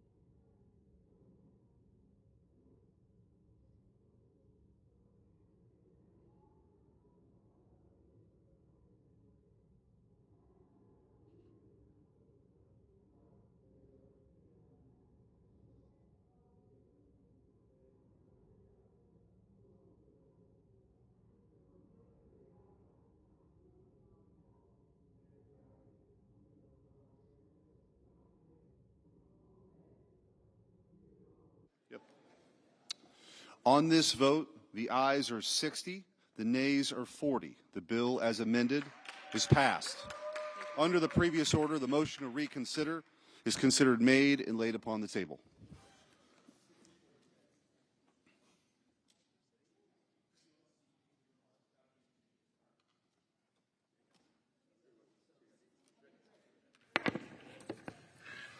Mr. President. Senator from Maine. Mr. President, I just want to reiterate my gratitude for my colleagues, our staff who have worked night and day, literally, and all of those who have brought us to this point. We are going to reopen government. We're going to ensure that federal employees, whether they were furloughed or laid off or receive compensation that they've earned and deserve. And we will also be able to celebrate on Veterans Day tomorrow the fact that we have passed the appropriations bill for the VA. And this would not have come about without the work of so many people, too numerous to mention. But I do want to thank my fellow appropriators, particularly the chairs of the three committees, Senator Bozeman, Senator Hoeven, and Senator Mullen, for their hard work. I want to thank our House counterparts, particularly Chairman Cole, who worked night and day with us on getting conference agreements, and our Democratic colleagues who courageously realized that we could not let this shutdown continue to go on with the harmful consequences growing worse with each passing day. So I also want to particularly thank my staff. They literally went without sleep and worked continuously to do all that needed to be done. I want to thank Leader Thune and Leader Barrasso for their hard work and the work of their staff as well. So my list of gratitude could go on, but the hour is getting late, and I do want people to be able to go on home for the night and home, finally. Again, I think this is a great victory for the American people, and it shows that the Senate can work, that we can produce the results that are needed. I want to give a shout out to Senator Katie Britt, who is here this evening. She helped in so many ways with the negotiations. Senator Shaheen, Senator Kane, Senator Angus King, my colleague, and the rest of the 8 Democrats who are willing to cross party lines for the good of the people of this country. So thank you, Mr. President, for all that has been done and for your personal participation as well. I yield the floor.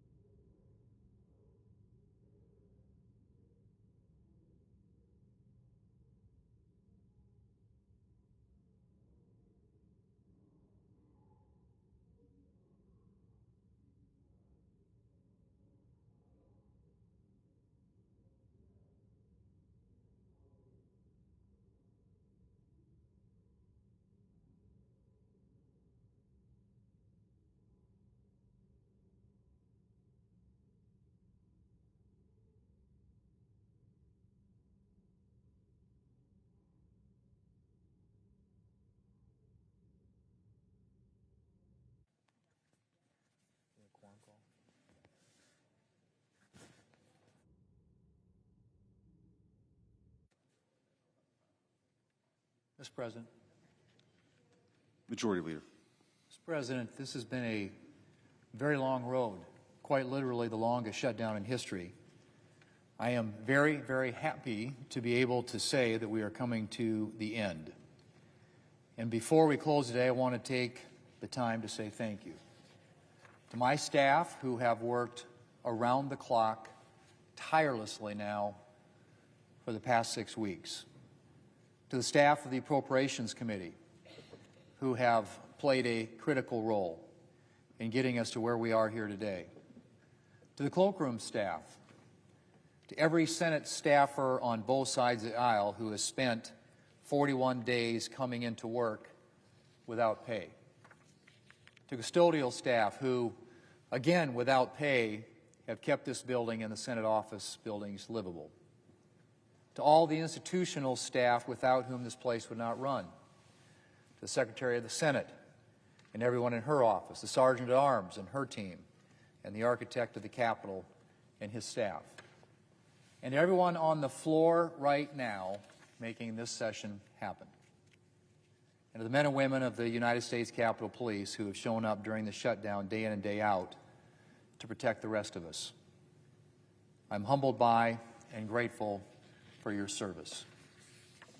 I know that the strain of these weeks has been immense, that you all have families, rent to meet, bills to pay, car and mortgage payments.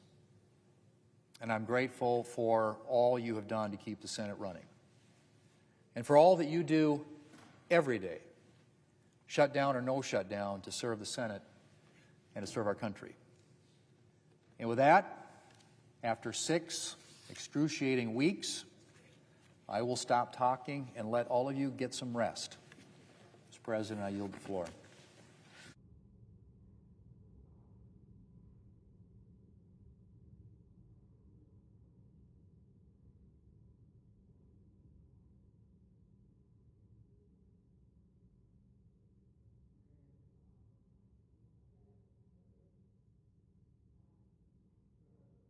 Majority Leader. I move to proceed to executive session to consider calendar number 515. The question is on the motion. All in favor say aye. Aye. All those opposed? The ayes appear to have it. The ayes do have it. The motion is agreed to. The clerk will report the nomination. Nomination, Nuclear Regulatory Commission, Ho Nie of Alabama to be a member. Mr. President, I send a cloture motion to the desk. The clerk will report. Cloture motion. We, the undersigned senators, in accordance with the provisions of Rule 22 of the Standing Rules of the Senate, do hereby move to bring to a close debate of Ho Nie of Alabama to be a member of the Nuclear Regulatory Commission, signed by 17 senators as follows. Mr. President, I ask consent to reading the names be waived. Without objection. And I move to proceed to legislative session. The question is on the motion. All in favor say aye. Aye. All those opposed, no. The ayes appear to have it. The ayes do have it. Motion is agreed to. Mr. President, I move to proceed to executive session to consider calendar number 464. The question is on the motion. All those in favor say aye. Aye. All those opposed, the ayes appear to have it. The ayes do have it. Motion is agreed to. The clerk will report the nomination. Nomination, Department of the Treasury, Donald Korb of Ohio to be Chief Counsel for the Internal Revenue Service and an Assistant General Counsel. Mr. President, I send a cloture motion to the desk. The clerk will report. Cloture motion. We, the undersigned senators, in accordance with the provisions of Rule 22 of the Standing Rules of the Senate, do hereby move to bring to a closed debate on the nomination of Donald Korb of Ohio to be Chief Counsel for the Internal Revenue Service and an Assistant General Counsel in the Department of the Treasury.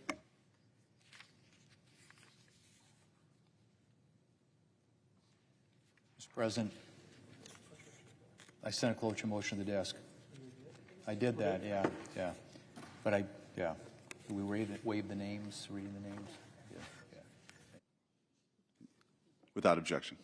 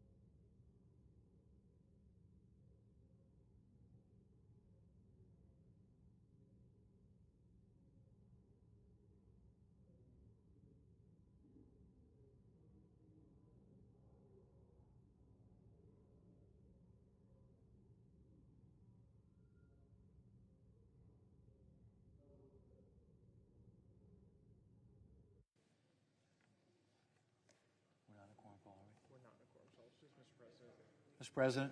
Majority Leader. Mr. President, I ask unanimous consent that the Senate resume legislative session and be in a period of morning business with senators permitted to speak therein for up to 10 minutes each.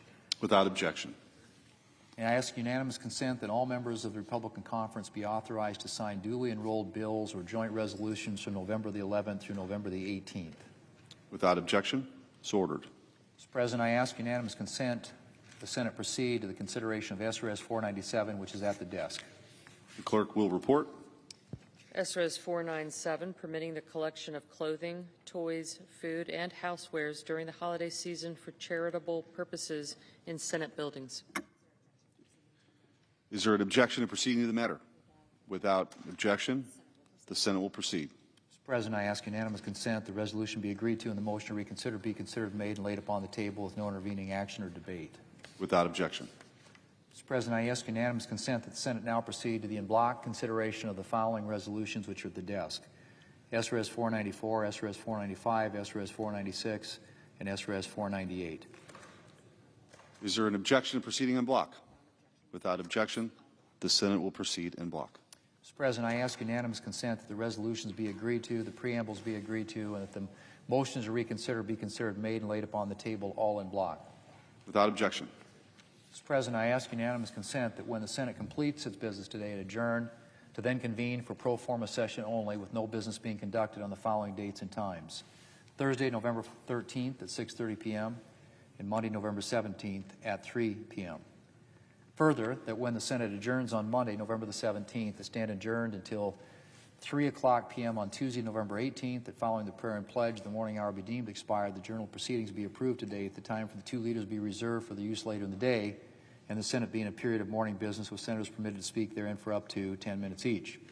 Finally, notwithstanding Rule 22, that cloture motions filed today ripen at 5:30 p.m. Without objection, so ordered. Mr. President, if there's no further business to come before the Senate, I ask that it stand adjourned under the previous order. The Senate stands adjourned until Thursday at 6:30 p.m.